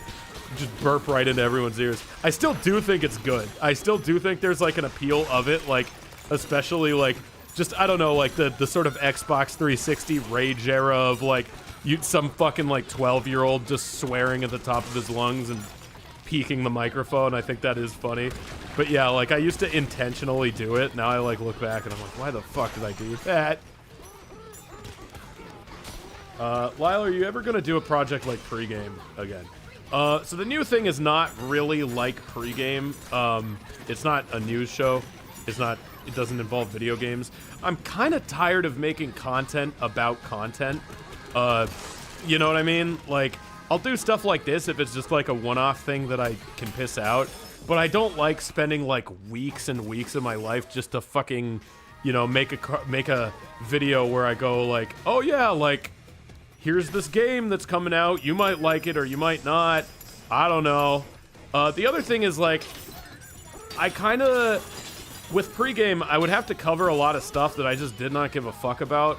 And I hope that I didn't, it wasn't apparent, but like, it's definitely something where it's like, okay, like Fortnite's a perfect example. I don't give a fuck about Fortnite, but it's the biggest game in the world, right? So I can't just not cover it on a video game news show, you know? And like, the truth of the matter is, like, I don't really play that many video games outside of like what you guys see and like Oni plays. Like, I do play them. It's not like I don't, but like I play like maybe 2 or 3 a year. So it's like I remember there was a point where it was like very deep in the pregame thing. Whatever year like God of War Ragnarok came out, and I think that was like the only game I beat that entire year. Or maybe, no, that was the same year Elden Ring came out, so no, it wouldn't have been. But I remember thinking like, what was the last time I actually saw the credits on a video game and had the time to actually beat one? But yeah, I think if pregame came back, I would be involved, but I wouldn't be like the main, like I would need other hosts and other people doing things, because I just honestly do not give enough of a shit to be like a compelling video game news host. And I get that that's like kind of part of the appeal of pregame. I made pregame for people like me who kind of don't give a shit about video games and sort of want to know but don't need like a deep dive. But like, I think that was also something that was working against it, where like most gamers are a little bit more like, they want the details and they want everything like really neat, and they don't want you to just go like, oh yeah, I don't give a shit, whatever. So it kind of is like a niche that's like working against itself, if that makes sense. I don't know if there's a better way to put that, but yeah, I don't know. It's definitely like a show that I was making explicitly for people like me. And if you are a person like me, that's awesome. I'm glad that you found it. But yeah, I guess what I kind of learned through making it is that like not a lot of the gaming public is like me, and they kind of want more of like a skill up or something like that, where it's like the guy goes super deep and in depth on things or stuff like that. And that's not shade, by the way. I actually love skill up. I would use him as like a metric a lot. But yeah. Yeah, it reminded me of the old G4 TV.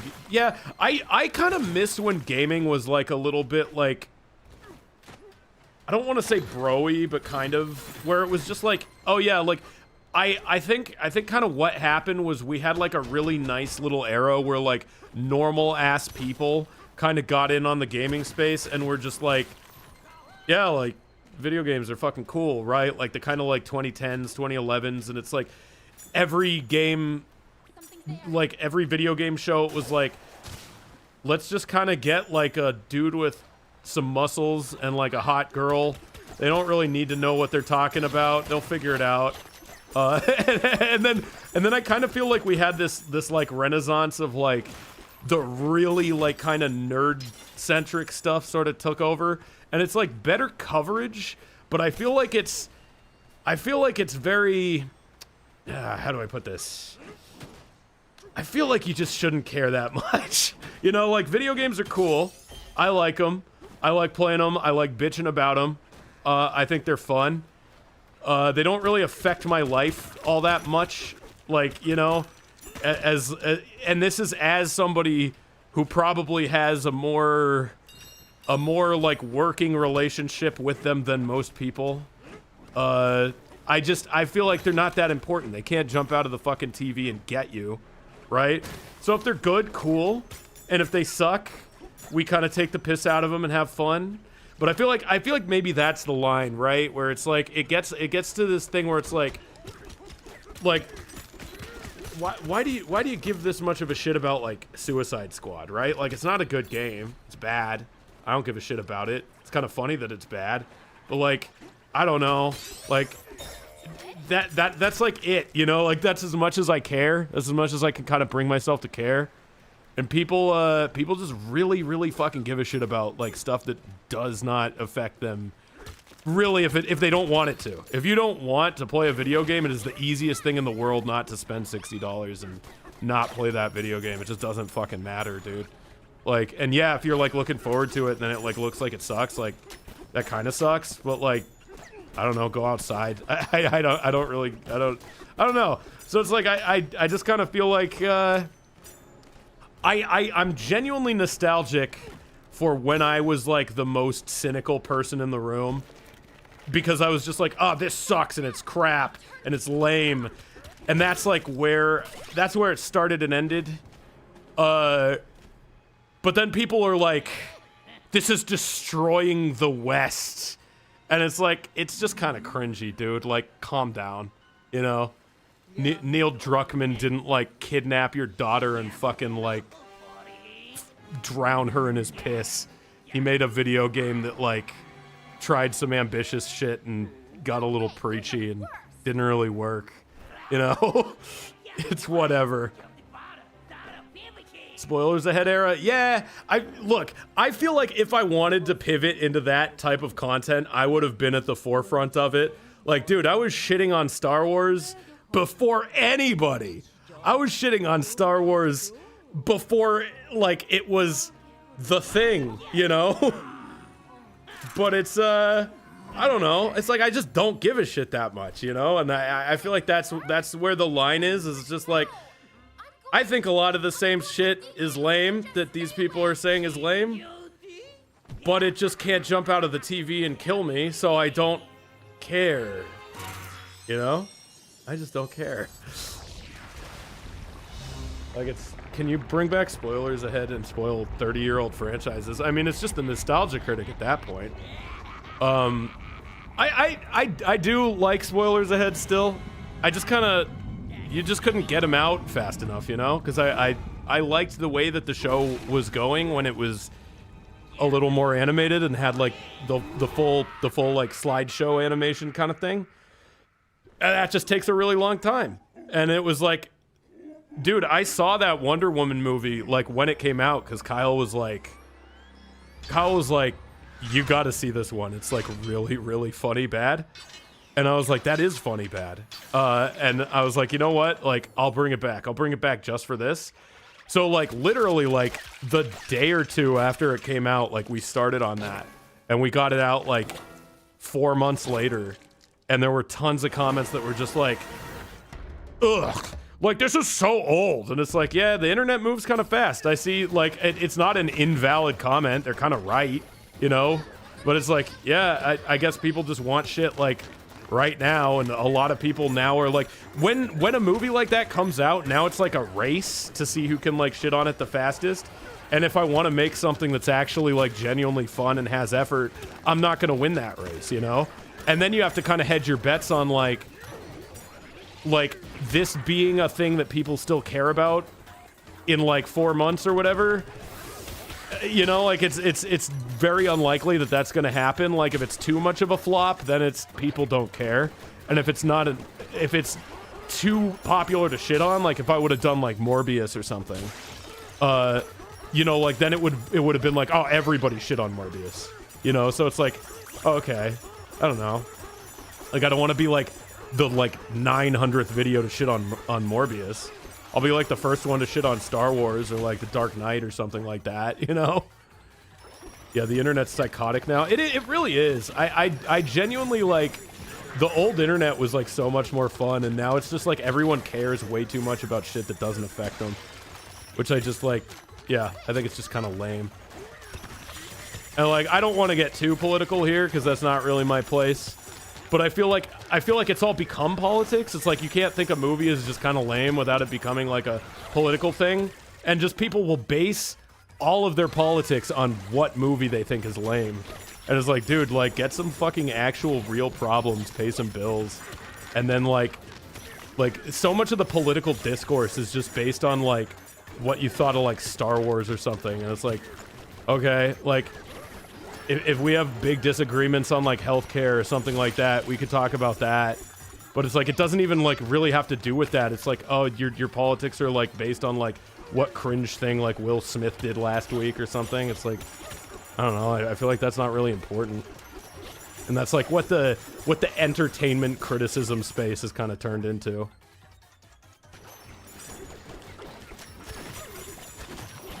This game looks kind of cool. Oh, shit. Dude, this game rocks. Oh, I fucked up, though. I wasn't paying attention. Touch grass and touch ass. Yeah, exactly. We don't know if these people are 14-year-olds on the internet. That's also true. That's like the other thing is like you don't know if you're arguing with your peers or like a Russian bot or like, you know, someone that was paid to say that or like, yeah, a literal 12-year-old. There's nothing that denotes that there is a literal 12-year-old on the other side of the keyboard. Sometimes it's fun to bitch about things. It is fun to bitch about things. That's what pisses me off. It used to be like my favorite pastime and still is. I still love it.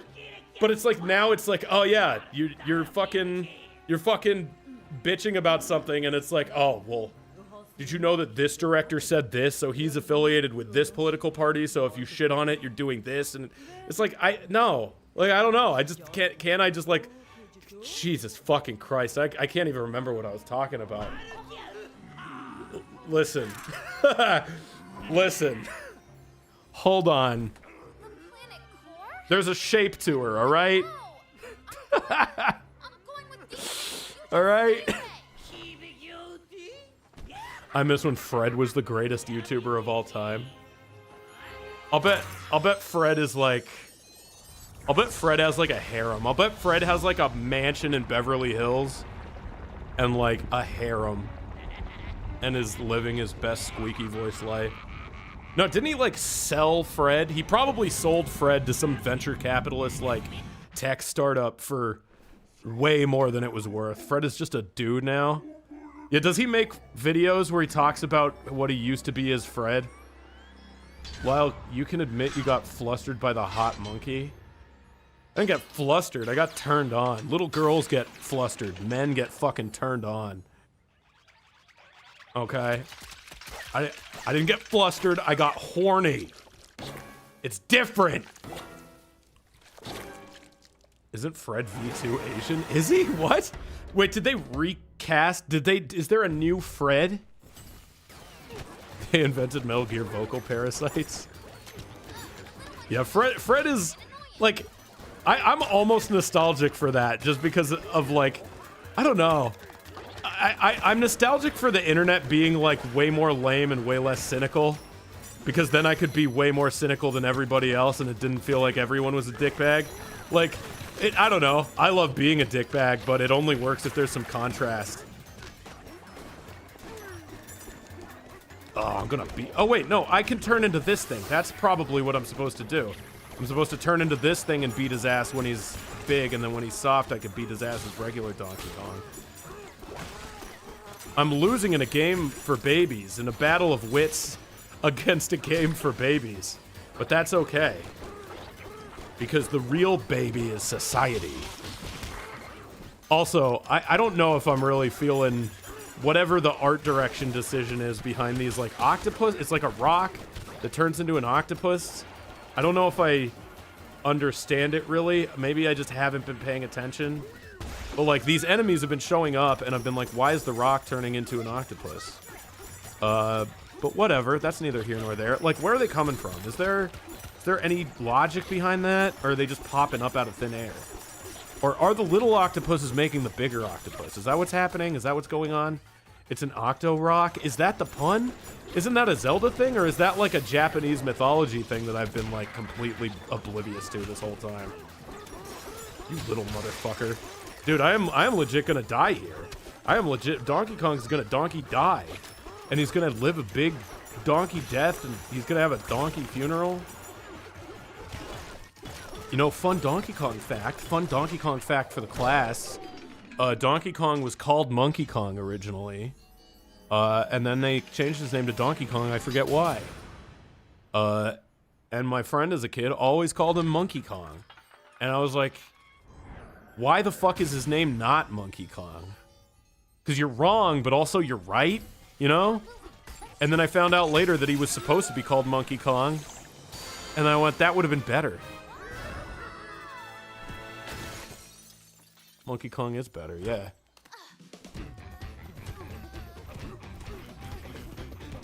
He just hopped toward her. Yeah, how is she not terrified of this thing? On to the next layer. Yeah, Monkey Kong is such... I'm glad we're all in agreement. Donkey Kong is losing it to Schlunky Thong. I will say Donkey Kong has like a little bit of like a funny quality to it where it just sounds dumber. And in sounding dumber, it's almost better because it's dumber. But I think it should have been Monkey Kong. Fuck off. It's... Let's see. That expands your sonar range. I'm never fucking using the sonar. I think you're supposed to clap and it like shows you shit in it shows you shit in the walls. I probably should be doing that, shouldn't I? But I'm not. And you know what? That's a-okay. Oh, it kind of breaks the walls too a little bit. That's sick. Tuning fork. Sinkhole.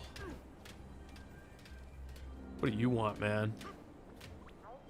Oh, did I just beat his ass? You beat my best work. Can't believe it. Boss gave me direct orders to capture you, so I'll finish the job next time. So I'm just gonna let... No, fuck off. Fuck you. I can't beat his ass. I just have to like sit here and watch this guy go, I'm gonna come back and I'm gonna fuck you up. I just tried to kill you and now I'm gonna mope. And I'm gonna openly like speak in contempt of you while you're right here. That's bullshit. Bullshit, I tells you. Is it Seth Rogen? I don't think so. I mean, it's Seth Rogen in the movie, but I don't think they got him to voice him in this. That'd be cool as hell, though. Probably would have done it. Like, I don't care who you are. If you're like, yeah, Nintendo wants you to voice Donkey Kong. Like, I've been working with a agent for a little bit, so I've been actually getting like auditions for real shit, which reminds me I gotta fucking do some of those. But like you see some of the rates on these things, and usually some of the really cool ones like kind of pay like garbage. People do them anyway because it's like, oh, that'd be really fucking cool to do. And they, especially the anime video games kind of industry, takes advantage of that a lot, I think. Like, anime don't pay shit. I think that's not breaking an NDA. I think everybody knows that. Anime does not pay shit. And video games, a lot of the time, are kind of similar.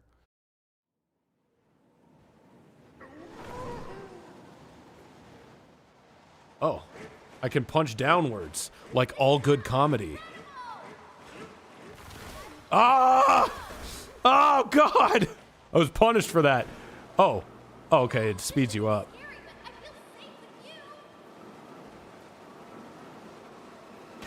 Boom.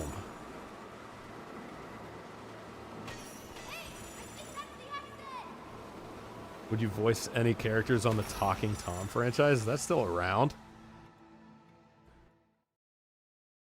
I've done a couple. I don't know when they're gonna surface, but I've done not on fucking Talking Tom. You fuck with Invincible? I like the first season, and I'm still watching it, and it's okay.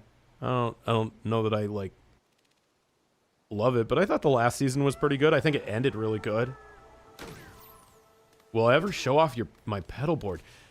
Okay, I'm not really a pedal board guy. I'm not really an amp guy either, because I started on the, well, I started on just bullshit, right? Like, whatever fucking bullshit, you know, the Boss Metal Zone and Defender practice amp bullshit. But the first, like, real kind of source of good amplification, and I say good with massive air quotes, was the Line 6 UX2. Or I guess it was the UX1, and then I upgraded to the UX2. But it was basically the same unit, just with phantom power. But yeah, So I've been kind of a modeler guy. So I went from the UX2 to the Axe Effects. So all my shit is just either it's an Axe Effects tone or it's a neural thing. I don't really use pedals or amps even. I had at one point a Kerry King JCM 800, which I sold to a friend for like a okay price. And I kind of wish I would have held on to it because I think those are worth kind of a lot now. But I bought it not new, but I bought it when they were still on the market. So I bought it used when they were still on the market. So I bought it for like not a whole lot, and then I sold it for about what I bought it for. I think I made a little bit on it because they were worth a little bit more. But yeah, I sold it, and I kind of regret it. But I live in an apartment now, which sucks ass. If you guys want to donate, that is a major goal, is to make enough money to like move out of an apartment so I can fucking scream to my heart's delight at 3 a.m. Because yeah, for the OGs that used to be around for the old streams, most of my streams were at like 4 in the morning, and that's just because I can't fucking sleep, and also because that's when I get all my energy. Because somebody once described me as vampire adjacent, and I don't disagree with that, because I just fucking like when I really start to wake up and go, when I'm like at my best, it's like 8 at night. It's like 8 to 4 a.m. is when I have the most energy, and I can't fucking sleep, and I just have all the energy in the world. So I would love to stream more, especially at those times, because that's when I'm like kind of ready to go. Nobody's bothering me. It's like work's done for the day. But yeah, that's kind of when I game, is it in the middle of the night. So yeah, getting out of the apartment would be great. But yeah, hopefully this show goes over really well and people watch it, and it makes lots of money. Because I haven't really made money on YouTube since the whole adpocalypse thing, because you make a cartoon and it goes, oh, that's a really good cartoon. Here's $12. And I go, thanks, man. It's not 12. That's an exaggeration. But I usually don't make my money back on cartoons. I usually end up paying for those with like the brand deals from pregame and things like that were kind of what got the cartoons made.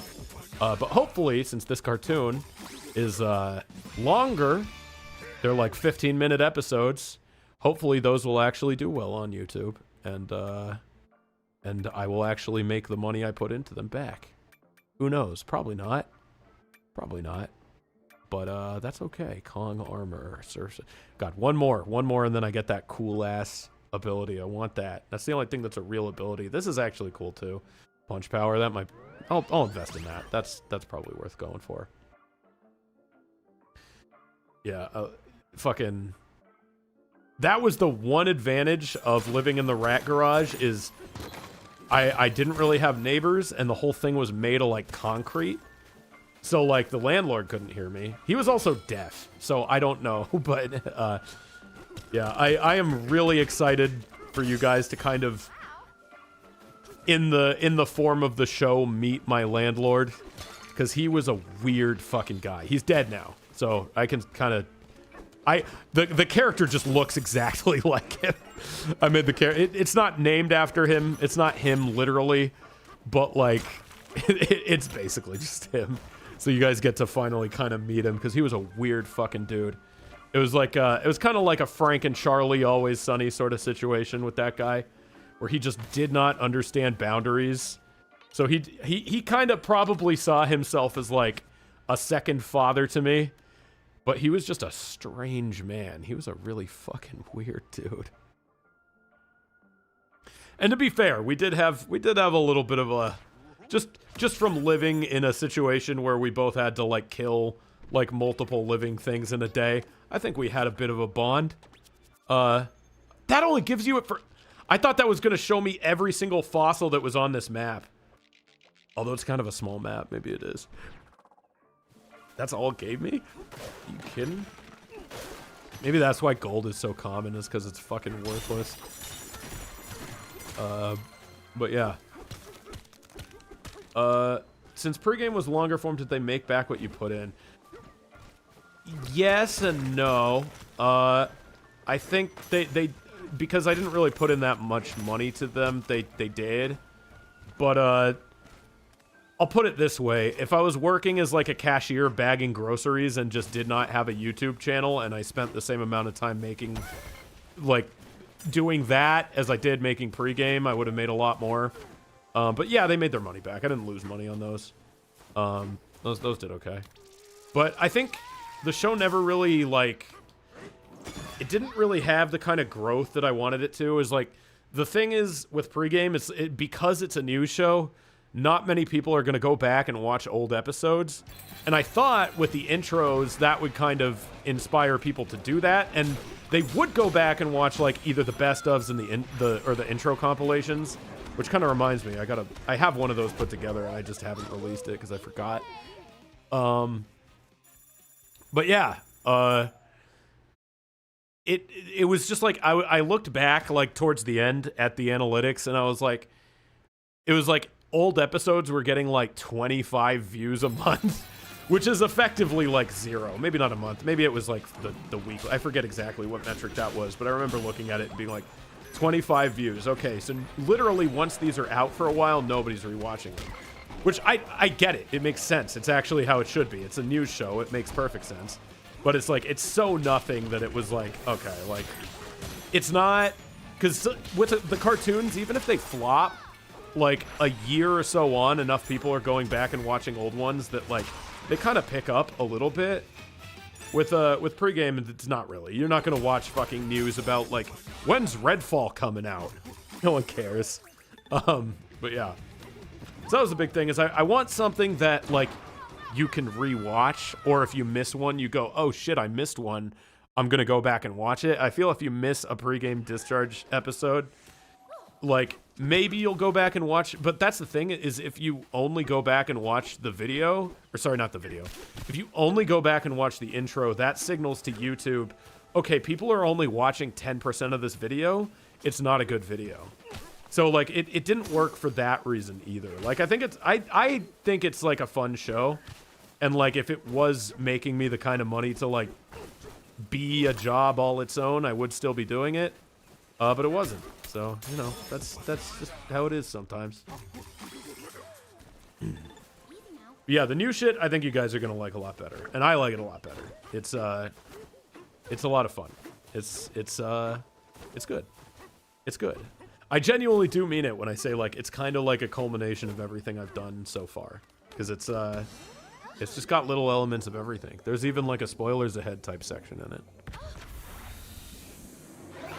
Do the spin jump. You're right. You know what? You are so right. I bought it and then forgot that I bought it. You are... Ah! Okay, well, I can't do it now because I'm dead. So... The folks who live down me are called the elevator. And the mother to the smaller eels. In fact, my little elevators are big fans of yours. The little E can teleport you to different spots in the same layer. I can take you to... Okay, so it's fast travel. This is your mushroom hat. And a thing just eats you. Okay. Let's go.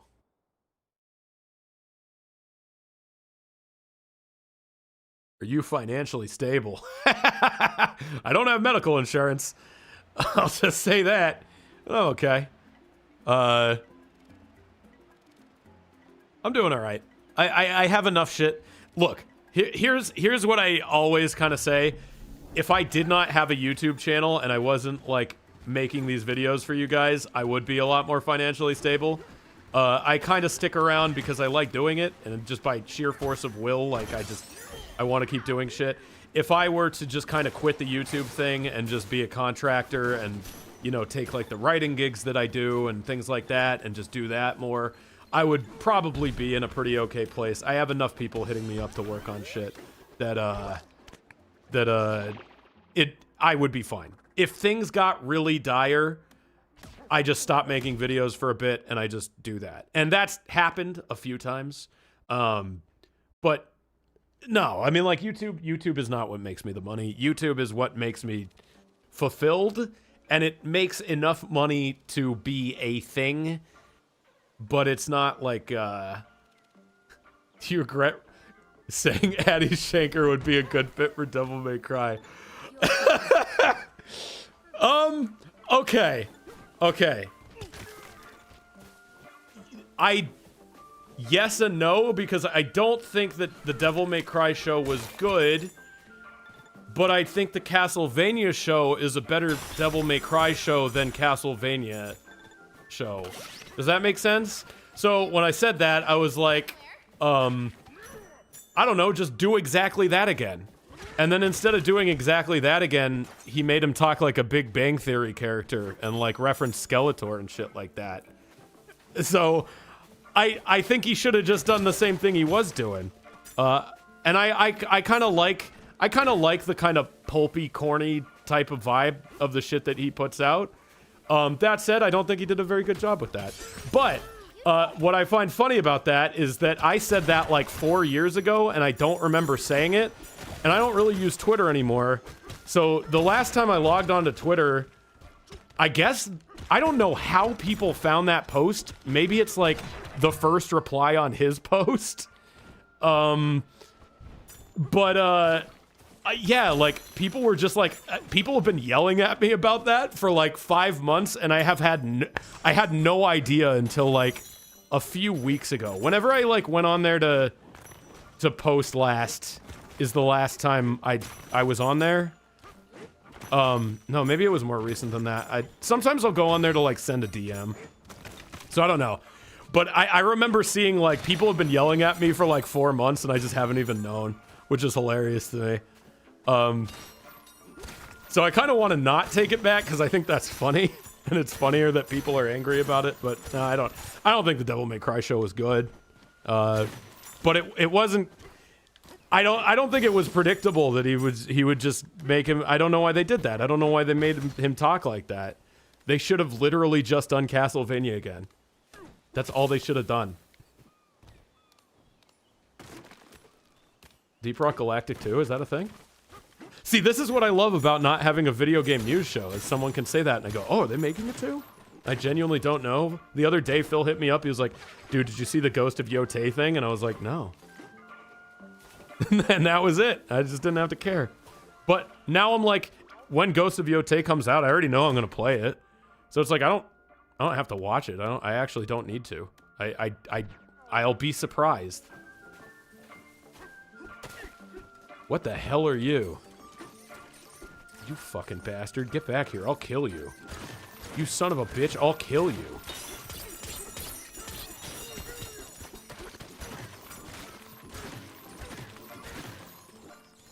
Oh, someone's saying this is Deep Rock Galactic, too. I see. Because you break rocks off a lizard. It's Deep Rock. I see. No, you're right. You're so right. Maybe you're supposed to wall him in with this mud or something. I don't know. But I'm just throwing shit at him, man. You fucking bastard. Ah, got him. Okay. Okay. Head to the planet core. How do I go down? This seems like it's kind of a hub level. And I don't want... Oh, right. You whistle. Right? Have I been here? Have I done this? Have I done this? Let's see. I wasn't paying attention. Do you see the Souls-like that Game Freak is making? No, I didn't. And it's great. I don't know. Game Freak, they've got to have a shit ton of money, right? Because they make Pokemon. That's like the biggest franchise ever, and each game costs them like $12 to make because Pokemon fans have no standards. But no, I jest to some extent, I guess. But I really do feel like for the biggest franchise in the world, like those games should be a lot better.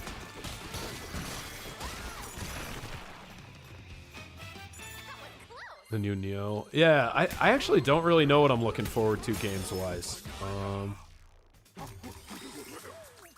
I guess this was the big one, honestly. It was this and I think it was mostly just this.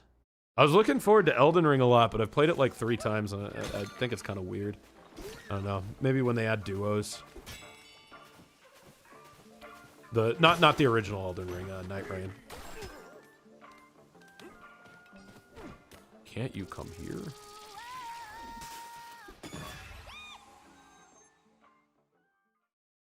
Yeah, I don't know. I actually don't even know if I can name off a video game that I'm excited for. There definitely is, but I just cannot think of it right now, which is fine. This one I was, though. This one I was looking forward to. I saw this and I'm like, God damn it. Fine, I'll stream the fucking thing and I'll get the thing.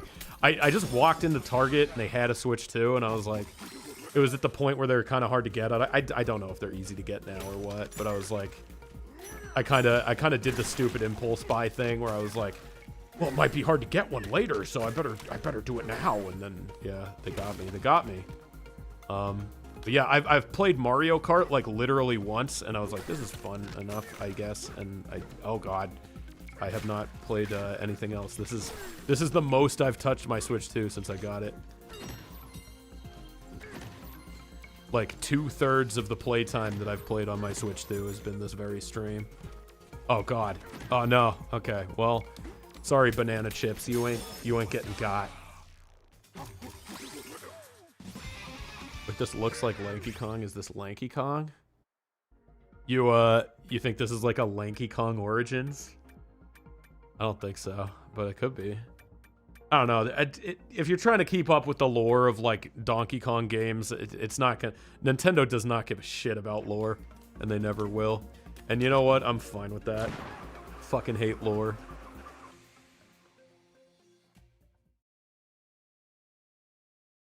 Metroid Prime 4. I'll play Prime 4. Oh, I would not go as far as to say I am excited for it, but I'll play it. It's been so long since the last one. You know what? Hollow Knight 2. That's one that that's one that I'm actually looking forward to. Boy, do this to you too? Oh, these are all once people. This is our village. Please kick back. Take the time to relax. So wait, am I just supposed to have that big freaky worm take me back to a level I've already been to? Oh my god. I like how that just finished explaining that they're human beings and I'm like ripping its face in half and shit. That's got to be something, right? That big banana and the difference. Did Donkey Kong adopt that child or steal her? Kind of both. It's a little of column A, little of column B. We don't all have 500 to spend on toys. That's why I figured it'd be good to stream it, because you guys should not buy a Switch 2 just for this. I am doing this in like a semi-work capacity, because I can probably do like a few of these streams and make the money back. I don't think there's enough reason for like anybody who can't justify it in a similar way to get one. It is a fun game. I do like it. I think if you get like 3 or 4 more of these, then sure. But yeah, there's I don't know. Nintendo's like weird and fucky. I feel like with Nintendo, they make a lot of games where I'm like, oh, I'd play that when it goes on sale, and then they don't. So it's like they like something like Pikmin, right? Like that game's old enough to where it should be like $20 by now, right? But it never is, and they never go on sale, so I'm just never gonna fucking play it, and that's fine. I'm sure it's good. I'm sure it's fun. It's not $60 fun, you know? It's $20 4 years down the line fun. I mean, dude, you can spend your money however you want. I don't care, you know? I don't give a shit.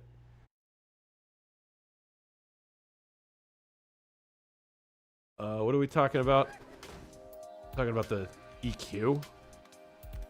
Are we? Did we go down like a mixing rabbit hole, or are you guys talking about my stream audio? I'm gonna get self-conscious. Yeah, this is like a new-ish setup. It's not what I used to stream on. My mic, your mic. Do you want it like louder, or I mean just from your input? I have no EQ on it. It's just a compressor. I kind of did not have time to properly set up the stream because my capture card shit the bath, so I like went out to Best Buy and bought a new one, and then was just kind of scrambling to get the stream started, so I kind of just hit the gas on it before I did anything special. I'll listen to it back and see what I can do for the next one. I do want to like dial it in. I'm trying to like use like actual audio equipment to stream and not some like gimmicky streamer thing. Like I had the Go XLR and I still do. I can plug it back in if I really want to, but I just kind of want to have like a command center that's like all based on like the same audio device. And for some reason, professional audio devices don't play super good with anything else. But there's ways to do it. I'm doing it. Are you going to upload this stream? Yes and no. I'm just gonna leave it. So I'm just gonna leave it on the Lyle Rath channel. They have like a little separate tab for live streams now. I feel like that's a nice, like, I used to kind of upload them on like the stream channel, and I guess I could just like take them and do that, but I don't know. I think it's just easier to do it that way. I don't really care.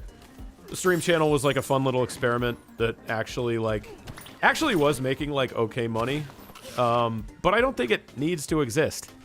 I think that channel might get turned into like a highlights kind of thing if I start doing this a little more regularly. But for the full streams, I might just leave them on here. And, you know, do like vertical video, like YouTube shorts kind of stuff if I'm doing highlights for the most part. I think the Instagram TikTok thing is like the way to go now for content like that. Oh man. You know what I'm probably supposed to be doing? I'm probably supposed to be like holding a chunk of rock in front of me or like hitting these or something. And not like trying to like tank my... Oh wait, you could do this. Okay, that didn't work. Lyle, who drew your icon? The original one? Or are you talking about the stream thing? The stream thing was my girlfriend Monica. As for who drew my icon, we don't talk about that no more.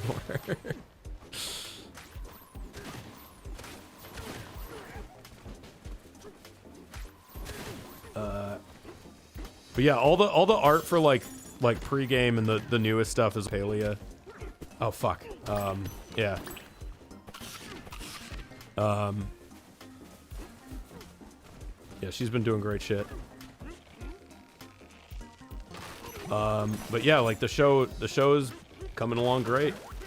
And that's all in that style, so it looks really good. Donkey Kong did. What do you think about slop? What do you mean by that? Like just I try not to watch shit so this is why I kind of struggle to stay on like a consistent streaming schedule, is I don't really watch like podcasts or I don't really watch podcasts or anything like that. I don't watch podcasts, I don't watch Let's Plays, I don't watch streams, I don't watch video essays, anything where it's just like a low effort video of like a person talking into the camera or even like just a microphone. I just don't do it. So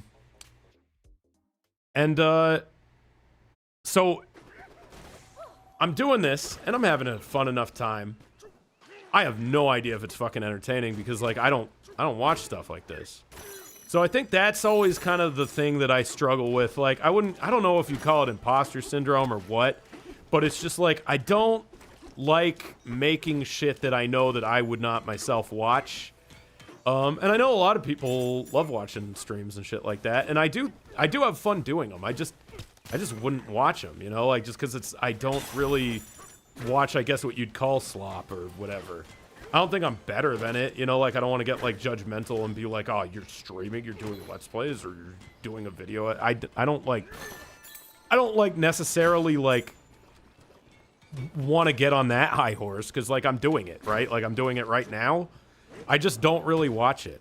So hopefully that manifests in a way that while you're watching it, it's more interesting because it's made with the perspective of me not really being like a guy who would watch something like this, trying to be at least, you know,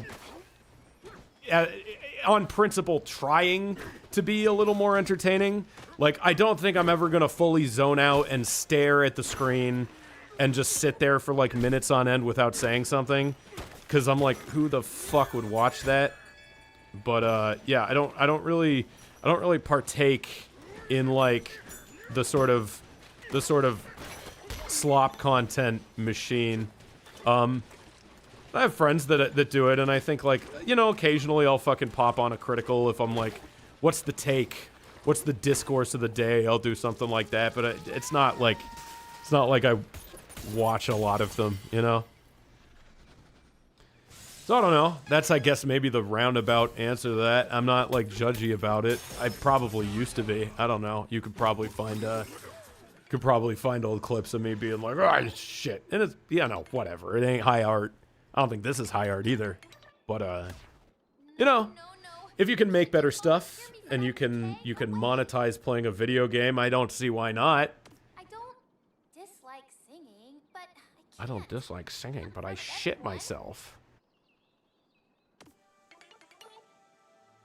I have a bad. Wait, what? What is going on? I don't know what the hell that. Are you the Irish freak? Oh, am I? Oh, okay. This is like a guy who doesn't like me on Oni Plays, I guess. Like stringing together a run-on sentence to ask if I am that. Yeah, I guess so, man. You're here. I don't know why, but have fun. It's funny. Okay. Now that's high art. He's stuck in the rock. Dude, I do not like this level at all. I feel like it's not even supposed to be a real level. It's just kind of like a middle level. I just can't figure out how to get out of it because I haven't been paying enough attention. Head to the planet core. Is there a marker on my map? Yes. Okay. That's all I needed. That's the spice. Let's get out of this fucking place. I feel like this is kind of the like boring hub level that you're supposed to come back to, and it gets like progressively more interesting as you do. Wait, you've got a fucking fossil on you. Okay. You have a demon inside of you. Zach voiced Pauline. He sure did. What do you want? This is the guy who will get me farther. This formation's still in the way. You can't punch through it and are usually... Okay, so this is probably a... You gotta collect enough bananas thing and then this opens. So this is the point where the game asks you to go back into the old... Is it slash the price? Oh, okay, it's just gold. Alright, I guess not. I thought that was gonna be like the wall it puts up where it's like you haven't collected enough bananas and then you could go, but it's gold, I guess. That's weird. I'm sure that wall's a-coming.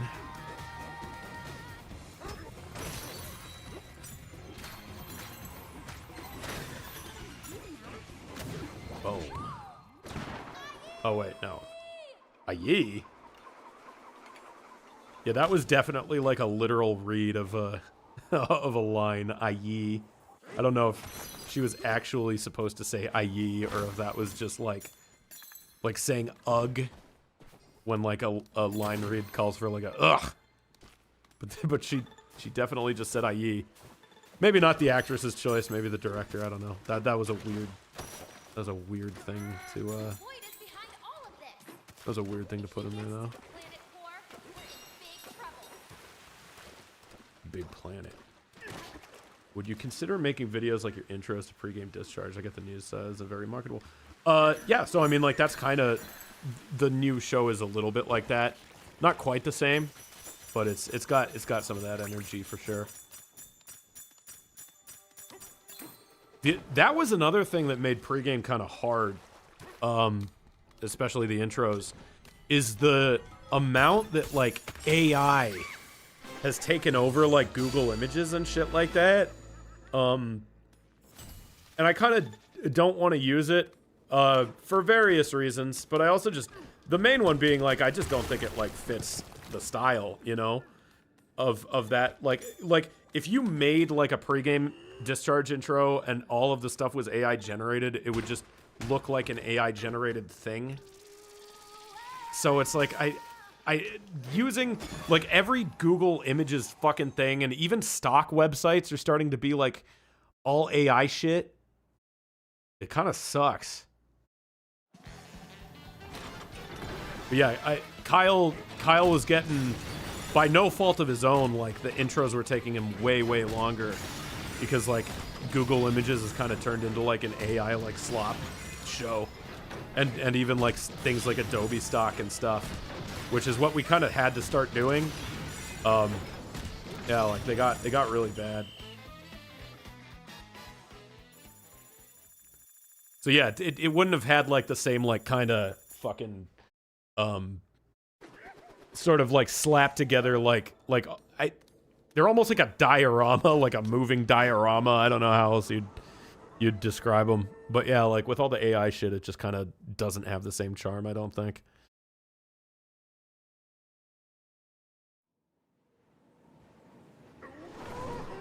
Let's see. Wow. The folks here in the underground world are so peaceful and carefree. They have big There was a hearts. AI generated intro for one of the F1 things. Help you too, That sucks. Yeah, it's always lame when it shows up in like a professional environment, like where they could have paid people. Like, I mean, I don't love AI, but I feel like in a perfect world, it could give people like the means to kind of produce things that sort of outclass their budget. But it does kind of suck ass to show it, like, to see it like showing up, like if Disney uses it or something like that. I mean, I think in a perfect world, like you could train it on your own shit, and it's like not something that a server gets, you know. I could see that being a cool application for it, is like if they make something where it's like it's just a program, it lives in your computer. You can train it on your own data set, and then it can spit out stuff that looks like whatever you specifically put into it, and it doesn't get stored on a server. I think that would be like a cool way to go about it. But yeah, I mean, like as far as I know, that doesn't really work. Let's see. Surf. I find AI generated art being a little scary. Yeah, I think it kind of depends on like I'm not as hardline against it as some people, but I overall kind of come down on not being for it. But I think like the thing about it is that like, you know, in a lot of artistic industries, especially animation and shit like that, there's a lot of crunch and a lot of grunt work that kind of nobody really wants to do. It's just, it creates a demand, therefore it creates jobs. But I don't think there's a lot of people when they go into animation or when they first start or when they first see it going like, specifically, I want to be like a cleanup artist or something like that. You know what I mean? Like, I don't think a lot of people are like, I want to take someone else's animation and just like do the lines a little better. That is like a lot of people's jobs. And I think a lot of people have become passionate about it after that being their job for long enough. But I think everybody kind of wants to be like, I want to be the guy who draws the things. I want to be the guy who makes the cartoons and has the idea. And people will work like, you know, their entire lives and careers in the animation industry to kind of get there.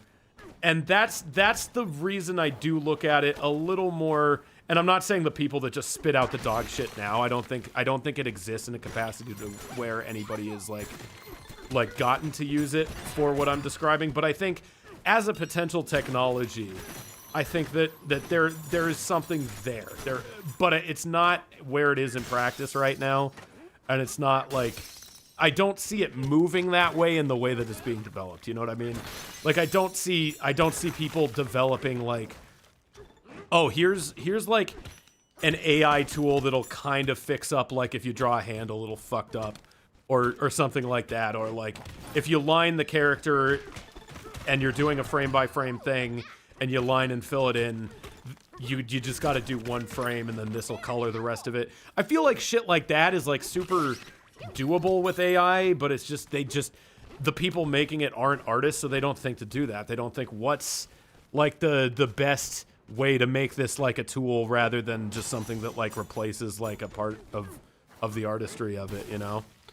Because like the show that we're working on, it doesn't use AI, but it uses rigs, right? So it's like the way that it's put together, like I can go in and animate the characters, and I have, and there's shots in the final product that I did, you know, and I think that's cool. I'm not an artist. It's like a tool that I was able to use to, you know, make that. So it's like things like that, or like 3D, like it's not impossible that AI could get to a point where it could be used like that, but I just don't see it developing that way, you know? And then there's the other factors, there's the environmental shit, of course, and all that kind of stuff. Which is also, I think that's also something that can get worked through. You know, I'm sure everything, like, dude, a computer that used to be like the strength of your phone probably used to take like a whole city's power grid to power when we went to the moon. It could get more efficient, you know, like but again, like, it's good to be concerned about the environmental shit so that it doesn't eat a whole lake every time you ask, like, ChatGPT, like, what Scarlett Johansson's cup size is, you know? Or whoever. Sabrina Carpenter. What do you fucking kids... Who do you kids want to fuck nowadays? I don't know. I don't know. Remember when AI was fictional? Yeah. I mean, like, it's undeniably, like from just, like, a science fiction standpoint, like, it's like, oh, fuck, we're there. We used to write movies about this shit, and now it's, like, happening. And it's weird how different it is, but also kind of the same. It keeps talking about killing people. They keep, like, having AI chatbots, like, be like, oh, yeah, if you were to try to shut me down, I'd kill you. And they go, whoa, unplug that, and then they unplug it. Yeah, I don't mind it for dumb stuff like Oni plays, but I don't like it being taken seriously. Yeah, that's kind of where I'm at with it too. Like, I don't really use it, like, but I'm not gonna wag the finger too hard at like people that fucking just use it for shits and grins, you know. But yeah, when people start going, oh, this is the next thing, then I go, no, not really. I don't think so. At least I don't want it to go that way, you know? I'm sure that, like, the next, like, there's gonna be some super, super popular, like, kids animation that uses it. And that's gonna be what kind of breaks it through, unfortunately. You know, like, the next fucking, the next Coco Melon, probably, is gonna be, like, AI. And we'll see if, like, a generation of kids raised on something that is openly AI and goes, I don't care. We'll see if they even, like, value, like, shit made by people. I don't know. I don't know where this shit's going. But that's the thing. That's why I did the smart thing and invested in an audience of aging millennials and keeping them happy. Because they'll be like, you're the guy that made Sanity Not Included or whatever. And then I'll go, like, yeah, I guess. I don't know. Anyway, yeah. Basically, the world's a fuck and we're all gonna die. But we're all gonna die together. We're all gonna die together if it ends. So let's hope that meteor comes fast, right? If the world ends, at least we get to die together. There we go.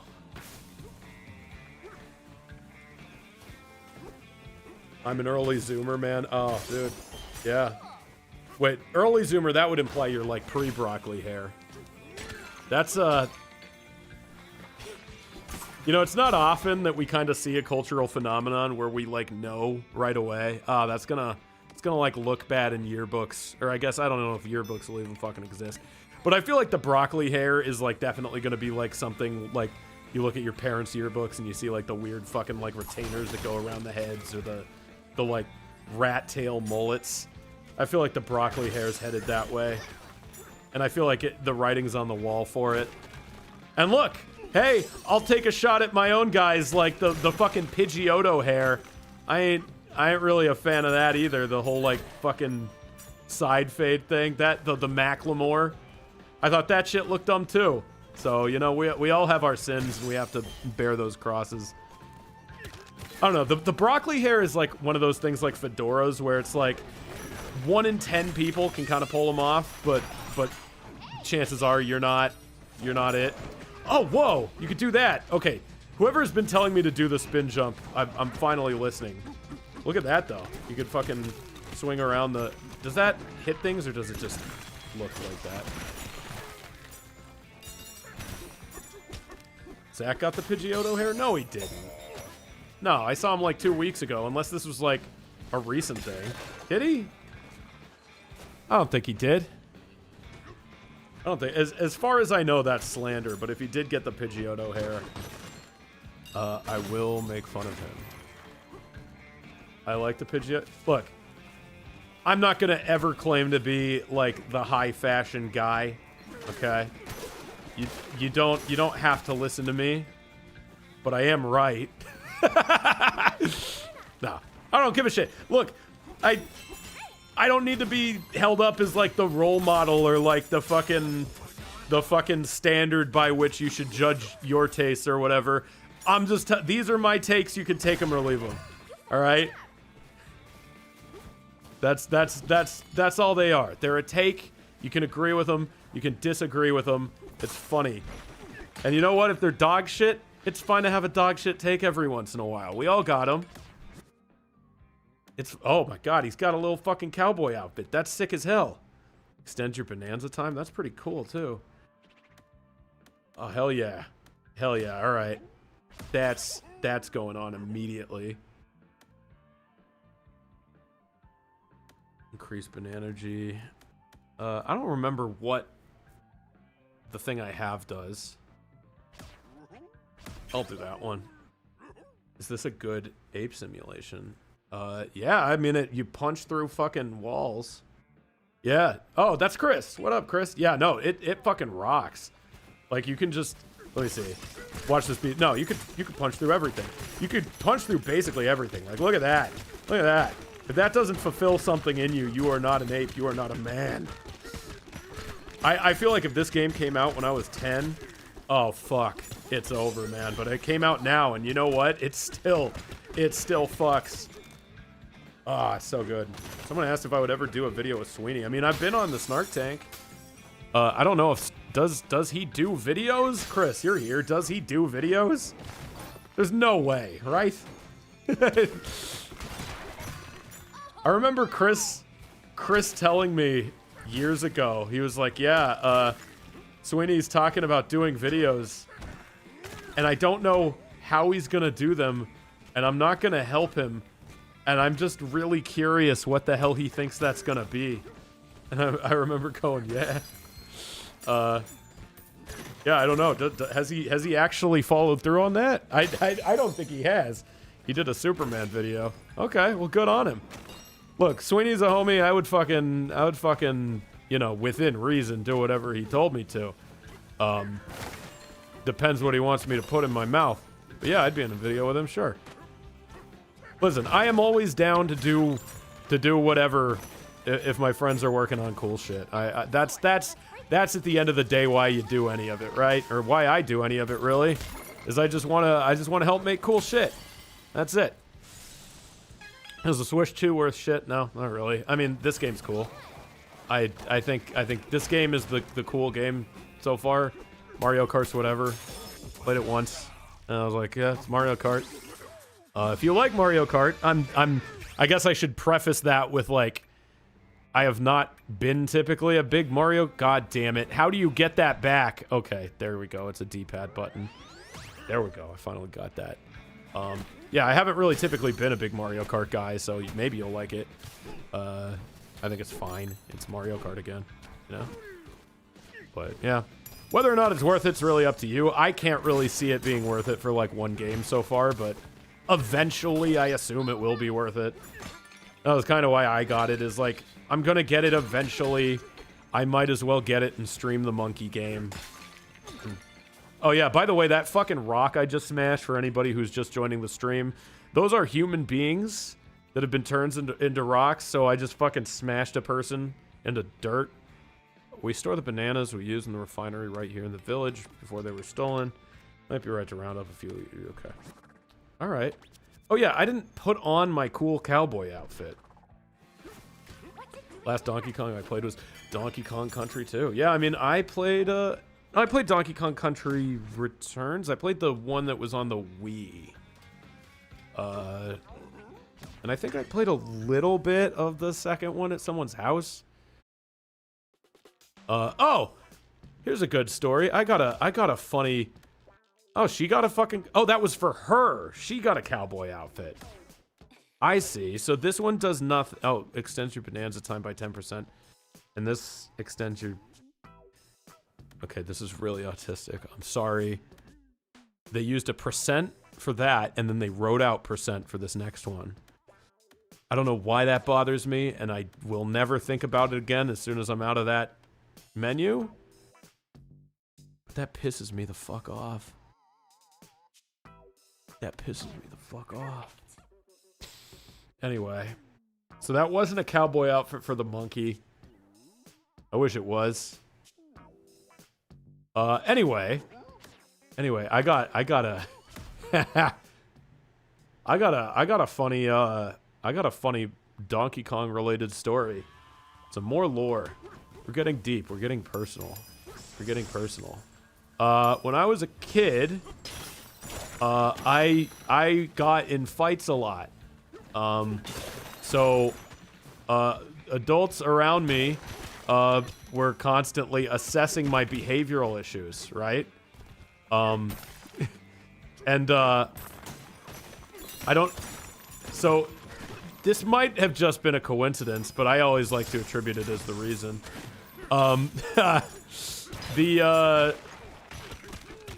In the movie Stuart Little, when he wants to get a brother, he wants to get a little brother that he is smaller than him and he can beat it up or something. And he gives his parents this speech, this Stuart Little speech. And it's like, I don't remember exactly what it is, but it was something to the effect of like, it's like, there's a hole in my heart and I don't know how to fill it, or something like that. It's something like that. I know that he says specifically, there's a hole in my heart, right? And I think the only thing that can fill it is a little brother or something like that. And his parents go like, oh my God, our son has a hole in our heart.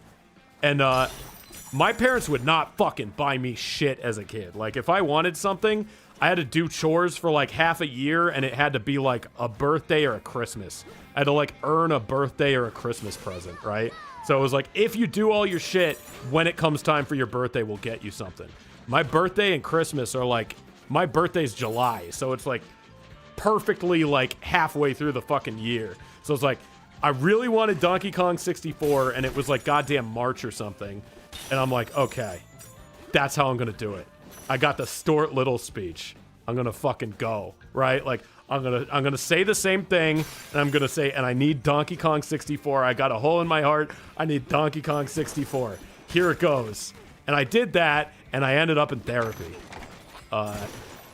So that's where that story kind of... No, actually, you know what? That's not where that story... I knew I had a reason to divulge personal details beyond like being like vulnerable. I'm not that. I want you to know that I'm not vulnerable. I'm angry, right? So like when I went to therapy, they were like, oh yeah, he's getting in fights, right? And the therapist was like, why do you get in fights? I'm like, because people are fucking with me.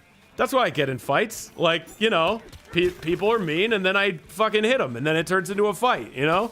So the therapist was like, oh yeah, you just like can't control that, huh? And I'm like, I mean, I can control it, but like, you know, I'm not going to, because they're fucking with me, right?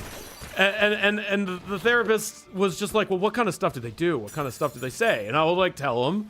And then the therapist just started bullying me, because he was like trying to see it. He was trying to be like, oh yeah, when he flips out and goes crazy, like, what's happening?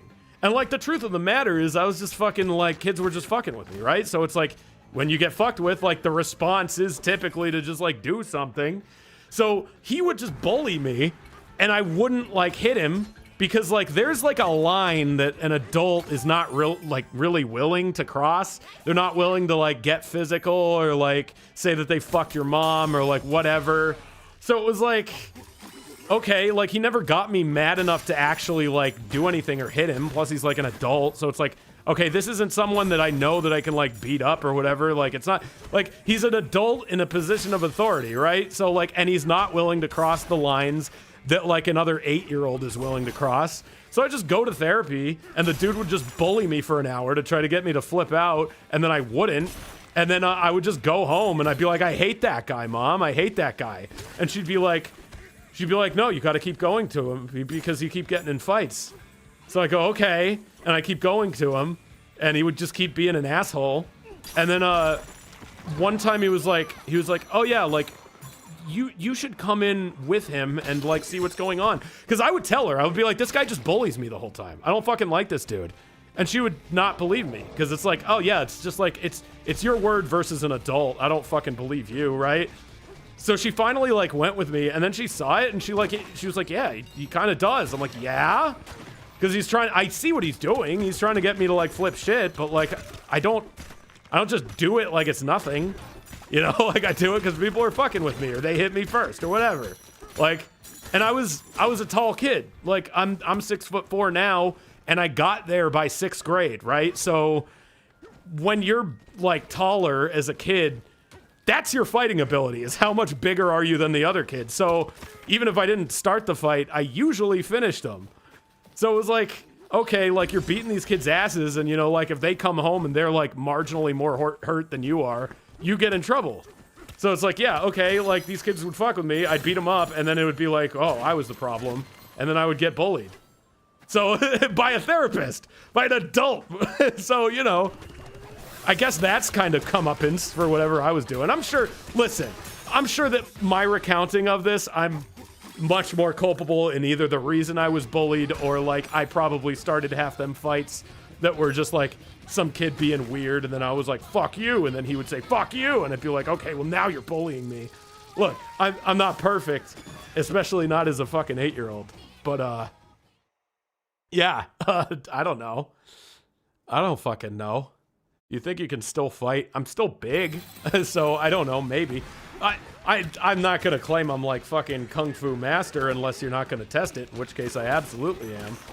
I don't know, I've been in a few fights as an adult, and I think that as long as the other person also doesn't know how to fight, as long as you're willing to do it, if you throw the first punch, you typically win. That's kind of how most of my fights as an adult have gone. But no, I haven't been in a fight in like 10 years, so probably not. I think at this point, anybody willing to fight me probably knows how to fight and, like, might kick my ass. I don't know. I'd still be willing to do it. Like, if I was in a... Bro, I'm gonna get fucking shot. I'm gonna get fucking shot in, like, a road rage-related incident, because I just fucking scream at people, man. And half the time, I'm, like, driving my girlfriend's car, too. So I'm driving this pussy little, like, Nissan Juke with, like, a little, like, fucking... She, like, decorated it.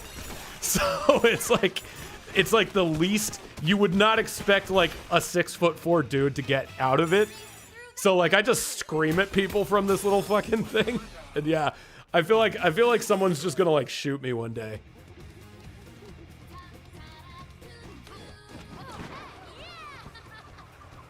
I need to learn jujitsu at some point. Yeah, I don't know, like, for actual fighting, I don't know what actually helps you.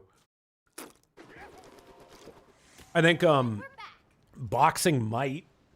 Because at least you know, like, what a punch coming at you is gonna look like. You know? Jiu-jitsu, I've heard, is, like, the one that helps. That's the leg one, right? Where you fucking splay out like a fucking animal and then wrap your legs around some guy's head. It probably, if it looks that stupid, it probably is, like, a really effective way to fight. Most people 90% of the time, this is the one piece of fighting advice that I will give, and I feel like I'm qualified to give.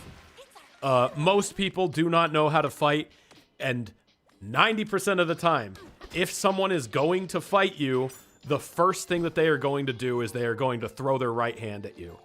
And if you can just know that that's the first thing coming, that's like 90% of a fight. It's either you punch the other person first, or the other person is going to throw a right hook at you. And if they don't, you're fucked. But if they do, then they probably don't know how to fight. And that's like the one thing you can maybe kind of block, is just guessing that it's gonna be a right hook. Otherwise, you get hit in the face, you're not gonna know what the fuck to do. You're gonna get your ass beat. And that's probably just what's gonna happen, is like whoever hits the other person first, it's just gonna win.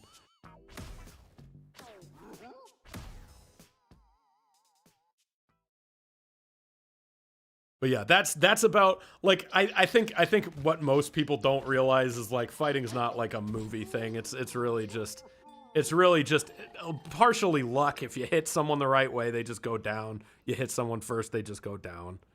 It's funny. It's fine. I just know it. It's stage right, so coming from your left. Yes. So you're left, they're right.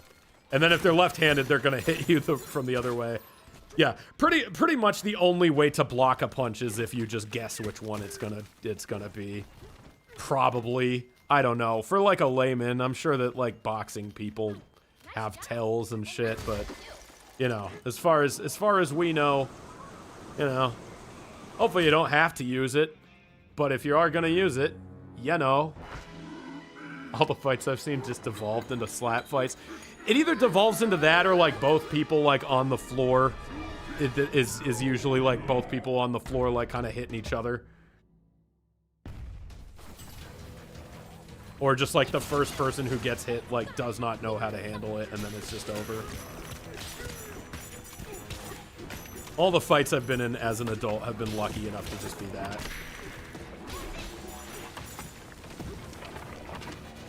Oh god.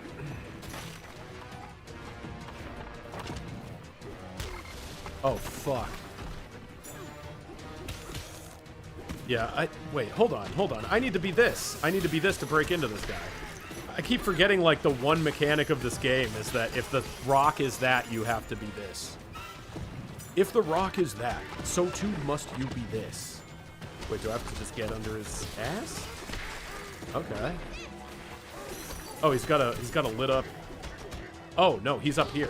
Oh, this is the guy! This is the same fucking guy that I was just like, yeah, I know you just openly threatened to come back and kill me again, but I'm gonna let that slide. I'm gonna let you sit here and mope.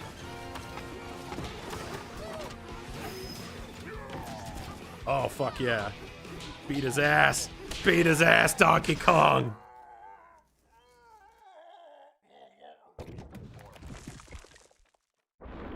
Why are you in fights as an adult, even? Oh, man. Just fucking drinking. Mainly. I also used to have some fucking shitty-ass friends that, like, would just do it to do it. I have, like, a big-ass scar on my arm that's because some asshole put me through a fucking window.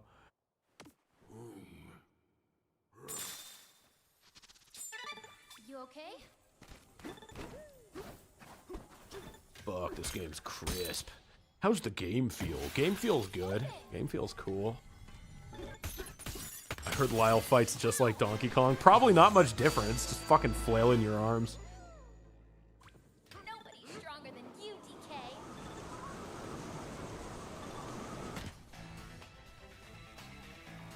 Sublayer 301.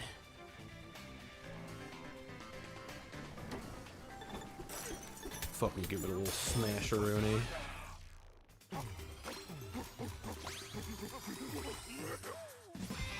You got a skill point. All right, let's see. Actually, I think I got all the moves. Did I get everything that's a move?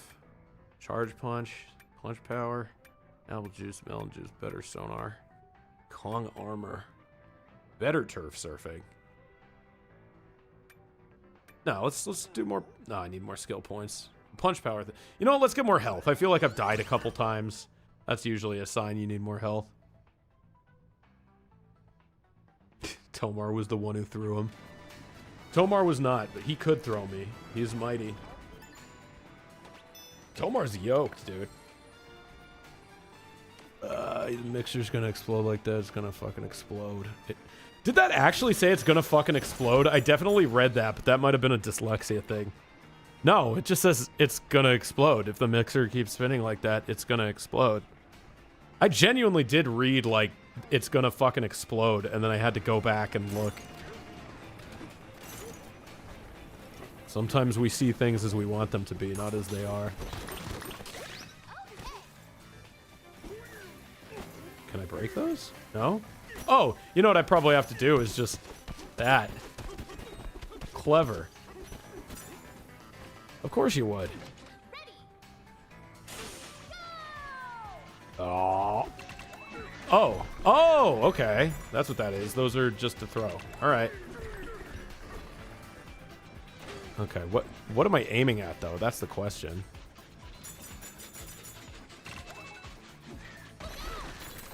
Okay. I gotta be aiming at that, right? That's gotta be something I go for. Right? Am I trying to get it out or blow it up? I assume you're aiming at it, right? You're aiming at the big glowing thing. You're not aiming at the rock around the big glowing thing. Video game. Really? Okay. No, I guess not. I guess maybe I was. Maybe I was supposed to dig it out. It was a fucking... It was a fucking, fossil. Okay. Oh, God. That was the jump out button. I pressed, out of instinct, I pressed left trigger because that's like the aim at shit button. Just completely no-brained. But yeah. Hold on. That's gotta just be, you gotta just hit it, right? Right? Right? Okay. Alright. I guess you just had to hit it a bunch of times. You can also throw with the motion controls. I don't want to do that. I don't want to, listen. I know gyros are getting like really popular now. You're a psycho if you aim with a fucking gyro. You're a fucking freak. You're weird. You're gross, dude. You're weird. Lyle and Tomar should box for charity and views. Yeah. I think that whole era is over. And rightfully so.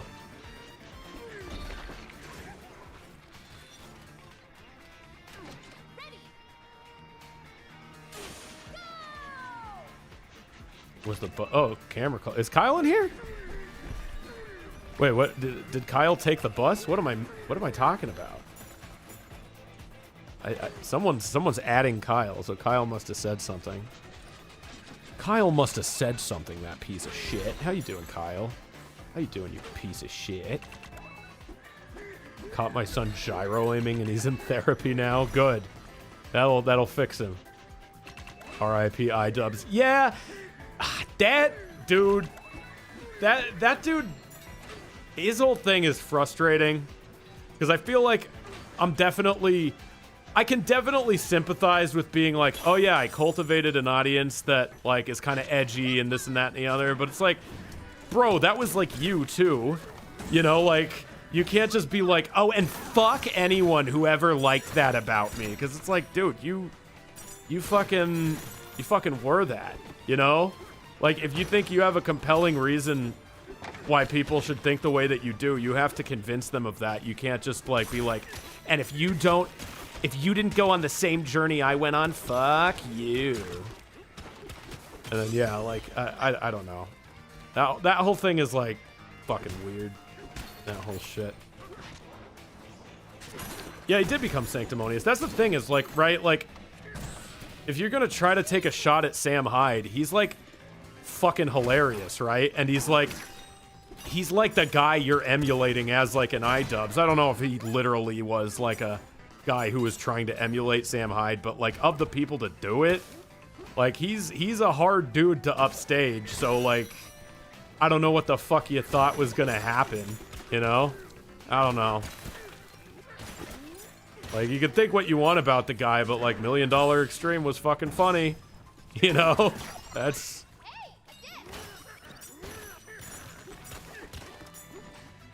Bro got mirror forced. I have no idea what the fuck that is a reference to.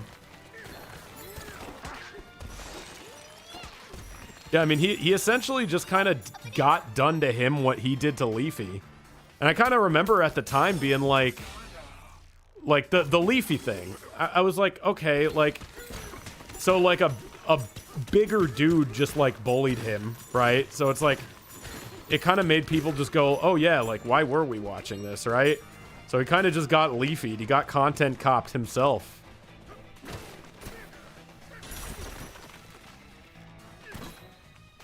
Just kind of what happens, dude. Like, I don't know. Either you have to remain... I don't know, like, what the course of action for him was. But either, like, you have to remain that bully and just fight for what you consider is right at the time. Or you have to just leave. I don't know. That's kind of what I feel is like, you know, like, you can't do, like, this weird thing where you, like, I renounce all my prior evils. I don't know. It's just like, it's a place and time thing, right? Like, there's certainly stuff I've said and done that I wouldn't now. And like, I think part of that is a genuine growth and not like because society pressures me. Because I don't really give a shit, right? Like, there's shit that I think is funny and I still think it's funny. A lot of the edgy shit I've said and done, maybe I wouldn't do it now. But I don't look back on it and go like, how dare I? I just go, I was trying to make people laugh, you know? And if I went too far, okay, sure, like I fucked up, whatever. But like, I'm not like, I'm, you know, deeply ashamed. I think it in the context of it, you know, like sometimes I just told a shit joke. But I was ultimately just trying to get a ha-ha. That's it, you know? And if people like that kind of shit, then sure, you know? Oh, God. I did it again.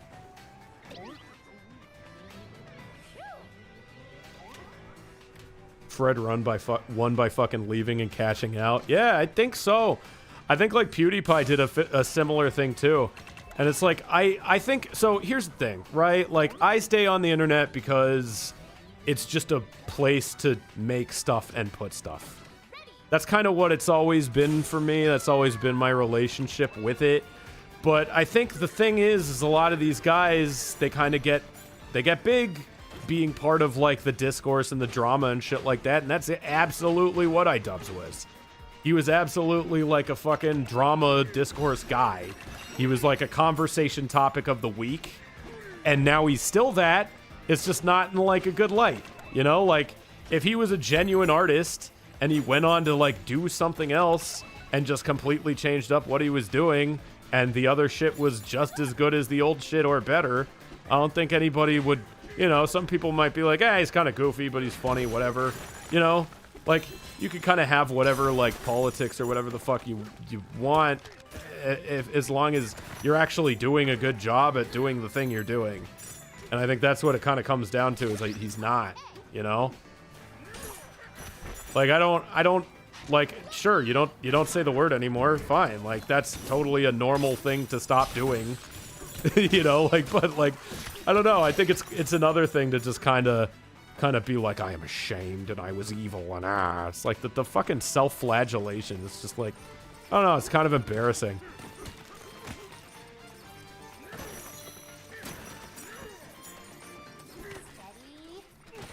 Filthy Frank moved on. Yeah, see, Filthy Frank is a good example. Like, I'm sure that a lot of the Filthy Frank stuff he probably wouldn't do now or say now or like, and again, part of that's probably because he'd get in trouble, and part of that is probably because he just genuinely doesn't want to, like, do and say stuff like that anymore. And he looks back and goes, it was kind of dumb. But, you know, he's never full-blown renounced, and even if he did, he's doing a new cool thing now. So it's like, okay, like, shit, you moved up. You moved on to something better, you know? Or, if not better, at least something that can be seen as a lateral.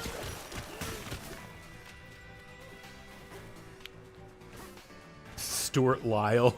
How dare you cuss Stuart Lyle? Fucking hate Stuart Little. He made a pink guy movie. Did he? Recently? Or I didn't even see that. Did he? That's sick. I would watch a pink guy movie. Think he moved on for his mental health. I'm sure it was like a combination of things. Dude, he actually made the musician to, or sorry, the like content creator to musician pipeline and like made it happen. Do you have any fucking idea how hard that is? Bro, like, I love my band. My band is great, and I fucking love the shit that I do with it. I am under no fucking illusion that, oh, I'm gonna become like a big famous rock star and I'm gonna move on from all this like YouTube stuff like that. Like, there's no part of me that thinks that that's like a viable like future. It's just something that I like doing. Like, everybody wants to be a musician. It's the coolest fucking job in the world. Like, that's why you see fucking every celebrity tries to release an album or a music project. It's cool as fuck, you know? Like, being a rock star is cool as fuck. And he went from being funny YouTube guy to not being a rock star, but he went to being like an actual like famous musician. Like, that's like the hard mode of like that's like, no, don't do that. Like, if someone was like, oh yeah, I'm like a funny YouTuber, what if I want to be like the next like music guy, you know? Like, what if I want to be like a pop star now? I'd be like, you're fucking nuts, you know? I'd be like, you'll probably, you know, you'll probably have your fans and make some money, and you'll, you know, people will check it out just because you're you. But like, dude, to actually pull it off, not just pull it off, but get bigger as the musician than you ever were as like the edgy YouTube guy that like gave you your career.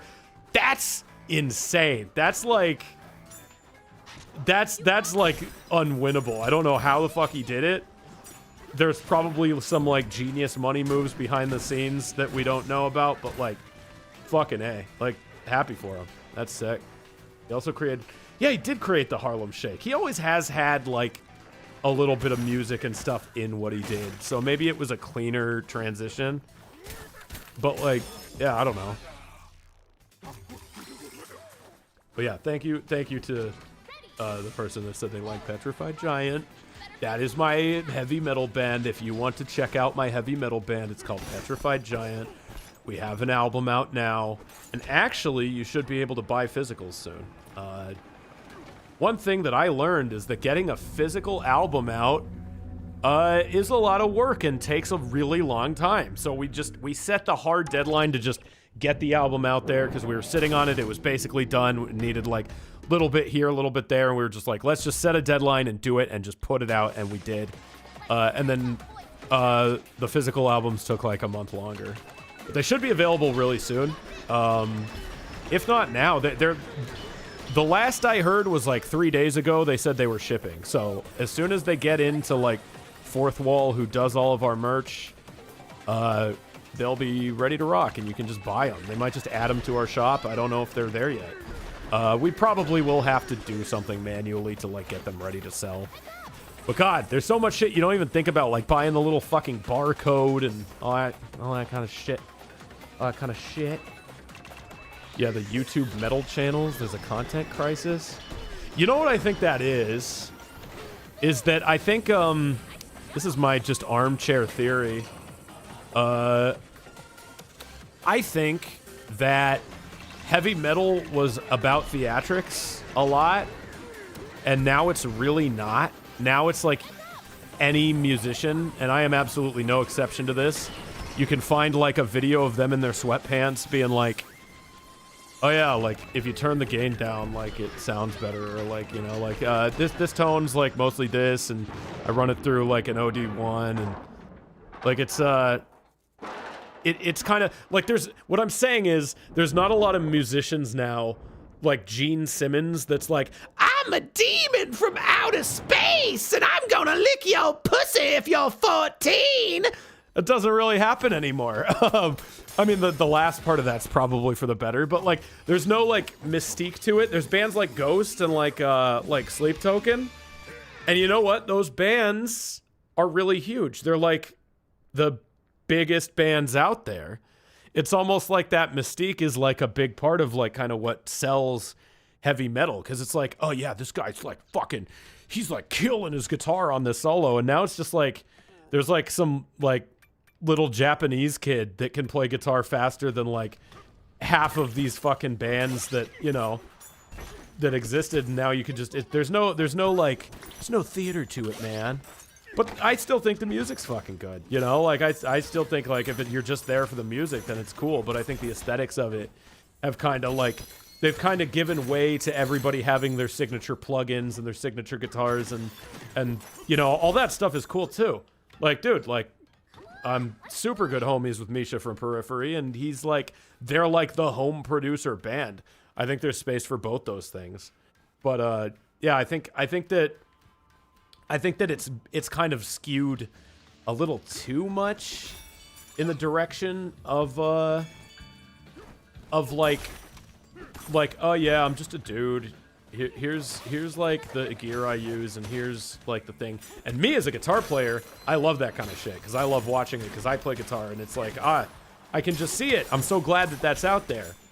At the same time, I feel like for normal people, that shit's boring, and I feel like that's a little bit why I feel like I want to do more music shit. I really do. Like content, like music-related content. Not just music shit, but I am doing more music shit. In fact, I'm doing a song for the show right now, just to kind of have like an end credits thing, and it fucking rips. But I think when you make something like that, it's got to be entertaining in some way, shape, or form. You know, like I think we've kind of lost ourselves to like the gear reviews and that kind of stuff. And again, I watch the shit out of that stuff, but it's definitely like more for musicians than for people who listen to music. I guess that's the really roundabout thing that I'm trying to say, is that a lot of like heavy metal content is geared towards explicitly just people that are already musicians, and not enough towards just people that like the way it sounds. Bananergy. Let's see. Fast charge. Charge punch. Better collecting. Better sonar. What do I want? Charge punch. You know what? I'm going to do that just because I don't know if I have the charge punch. So it looks like it just upgrades the charge punch. That might have been a really shit upgrade. But I don't know if I had it or not. So there you go. Let's see. I might be gearing up to call it pretty soon here. But this is chill. Actually, do not mind streaming alone all that much. I want to get better at streaming alone specifically, because then I can just pop the shit on. I feel like when you got to coordinate with a guest, it puts a lot of pressure on things and adds like a moving part. But the guests have been great. I absolutely will do more stuff with more people. But yeah. For now, I'm just hanging out, chilling out, trying to like keep my hands busy while I get this show rolling, and I really hope you guys fucking like it. Would you ever make your own game? Funny you mentioned that, but you need to get a VTuber or a PNG.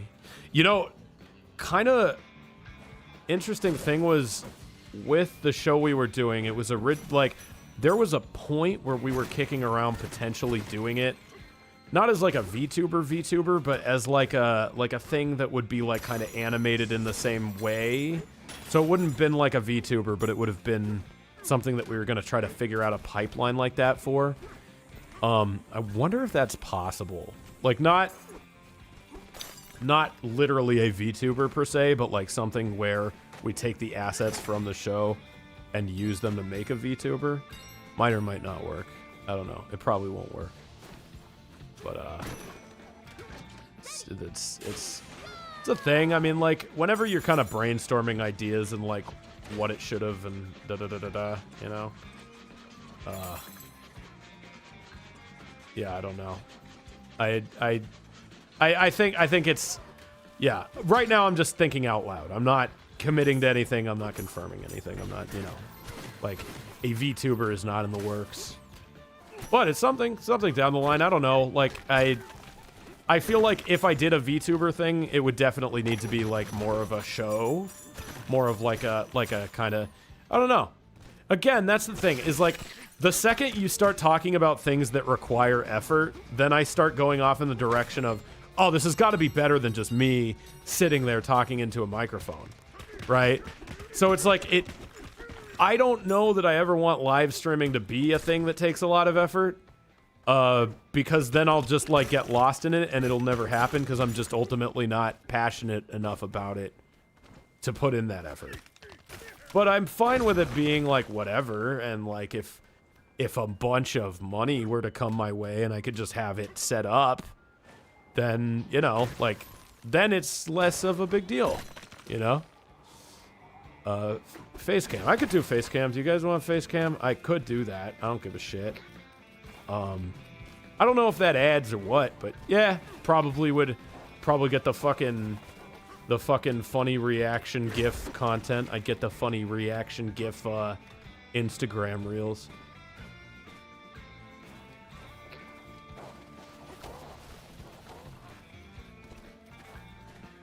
Here's like the secret though, is I'm kind of a fucking shark. So I don't know how well I do it with face cam, because I just kind of sit here with fucking dead eyes. You know what I mean? You know what I'm saying?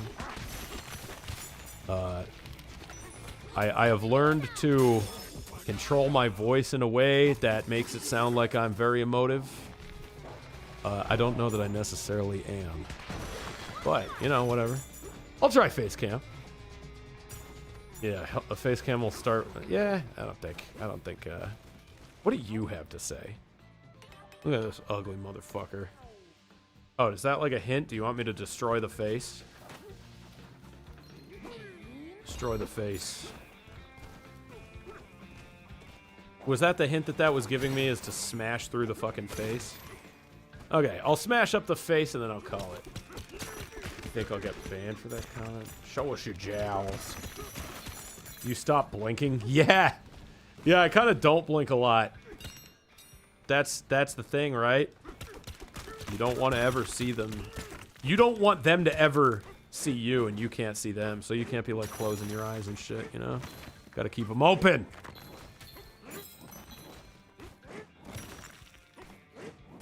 Lyle, you need to use an ugly VTuber model. Yeah, like get like a really fucked one. Get like a Fiverr person to rig like the worst possible one I can. That might be funny. Yeah, the VTuber scene, I know some people that are involved in that, and everybody that I've met has been super cool. Apparently, ton of fucking drama though that I don't know fucking jack about dick about, but yeah, I don't know. Again, I feel like VTubers are very community-y, and I just don't give a shit. I don't want to fucking... If you're my friend, I'll hang out with you and play a fucking video game with you. But yeah, I don't know.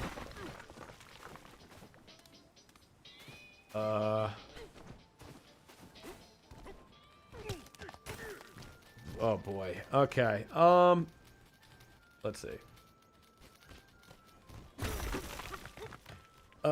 Silver Runner kind of asked me about, like, I'm just gonna keep it broad and just say someone that got canceled that I kind of knew.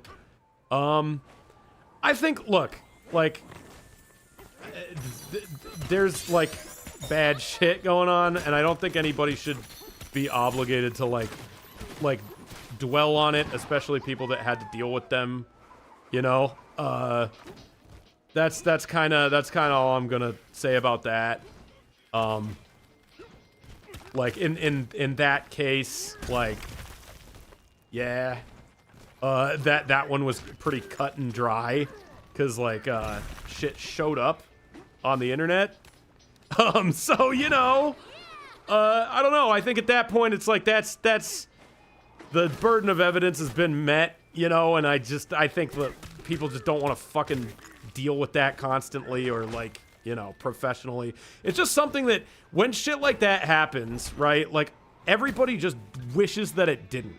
You know what I mean? Like, nobody is thrilled about, like horrible allegations, even if it's, like, somebody that, like, they don't really like, and they're kind of glad it came out. It's like, you know, nobody's, like, thrilled that, you know, that it happened. They just kind of fucking wish that it didn't. So, you know, like, that's kind of your answer for why people haven't, like, continued to engage with that. That's kind of what it is that people go, wish that motherfucker wasn't a motherfucker.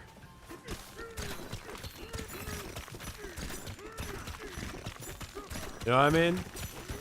Yeah, dude, like, I'm lucky enough to not have that many people that I know or have been associated with, like, get canceled. I mean, it's getting to be more and more as time goes on, which sucks ass. But you just go like, fuck. Number one, I wish you didn't fucking do that, you know? And number two, I wouldn't have fucked with you if I would have known you were doing that. But it's like, it's one of those things where it's like, okay, I don't want to, like, come out and make a statement and disavow. It's like, dude, fucking, it just sucks. It just sucks for everyone.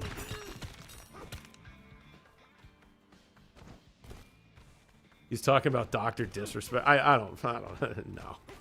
Look, I'll just say who it was. It was Kovic. It was who he asked about. But yeah, no, it's just, this is one of those things, right?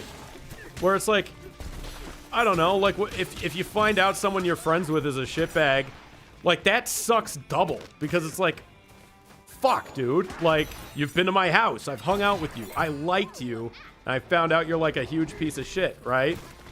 And it's like, sometimes it's like, oh yeah, like, I'm, maybe you're even, like, proud of the shit that, like, we made together, but now I can't be, because you were and it's especially, like, if it's, like, when I knew you, you were being an asshole, you know, like, that's what extra sucks, is it's like, oh, I haven't really talked to that guy in like 10 years, and he did something like 5 years after I knew him.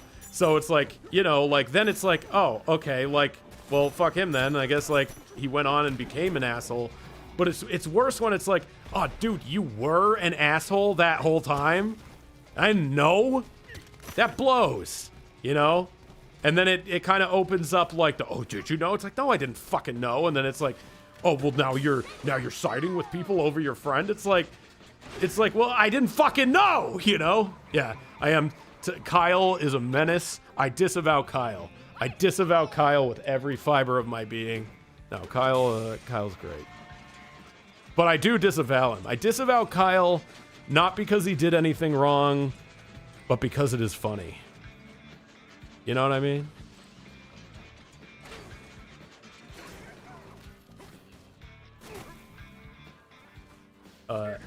Didn't you hang out with Tom Fox? Yeah, I'm still friends with Tom Fox. I still talk to him, like, not a lot, but like every now and again. We kind of like, I think he's in a couple like homie servers and shit like that. But yeah, like I would love to hang out with Tom.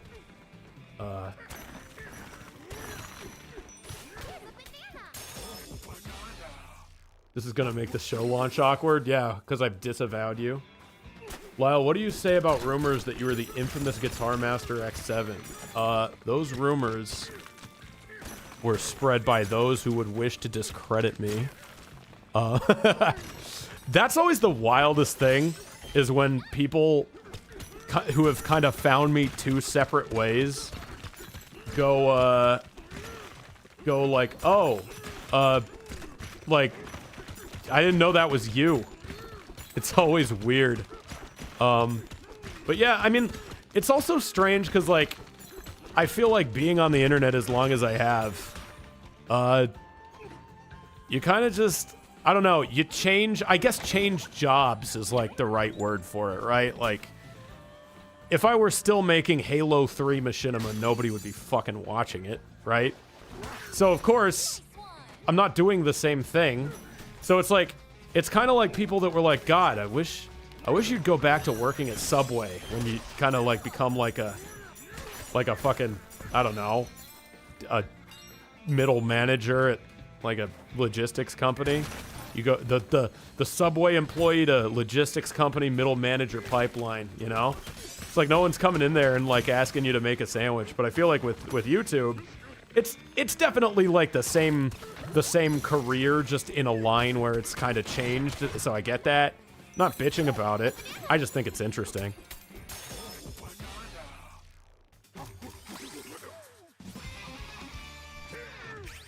Career transition. Yeah, I guess so. Yeah, I mean, like it's weird, right? Because it's all YouTube, but then it's also like, yeah, I'm definitely not doing the same thing. And you know what? I feel like if I was doing the same thing, like, again, like people just kind of get stuck in that rut where they go like, oh, I can never change and I can never do anything different. You got to do stuff different, you know? It's just got to be better, I think. That's the big thing, is like, you either got to improve or like do something like new.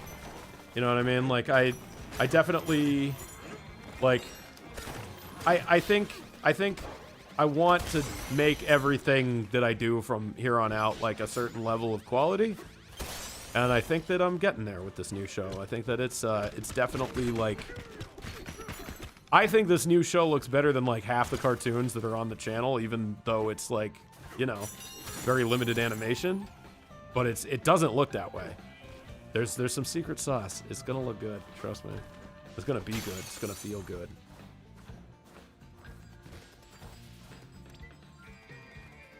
When's Squad 68 episode 2 coming out? Fucking epic, dude. When I did Squad 68, that was like an inside joke where we just took like some cringe video that like a 12-year-old, not even 12, it's like a 6-year-old because his voice is still really squeaky. Yeah, we took some cringe video that like a child made and we remade it. And then I got accused of being that child the whole time, which I thought was funny. And then somebody came out and pretended to be that child and tried to like launch a career off of it. And then they got outed as not really being that child. And then they had to make like a big like apology post, and it was funny. And no one fucking cared. Is the next show gonna have a masturbation scene? Being accused of being a child? That is a fucking harsh accusation. I was never a child. Will the series name be as good as Pregame Discharge? Yes, I think so. Actually, I can say it. The show is called Screaming Meat. And it's gonna be fucking badass. Well, I don't know if it's gonna be badass. It's gonna be funny. Yeah, it's gonna be Screaming Meat. Me and Kyle were originally going to be doing a podcast, and we, you know, Screaming Meat has had a few iterations, and this is the one that finally came out, addressing the child allegations. Do not say it like that. Screaming is funny. But yeah, no, we got like a cool like black metal logo for it and everything. It'll look good on a shirt. You can wear a shirt that says Screaming Meat and say it's a band. Yeah, exactly. Screaming Meat's a good punk band name. Yes. That was exactly the logic, is we wanted to just make shirts with Screaming Meat on it, and for it not to look like, oh, this is a YouTube show. You just assume that it's a band.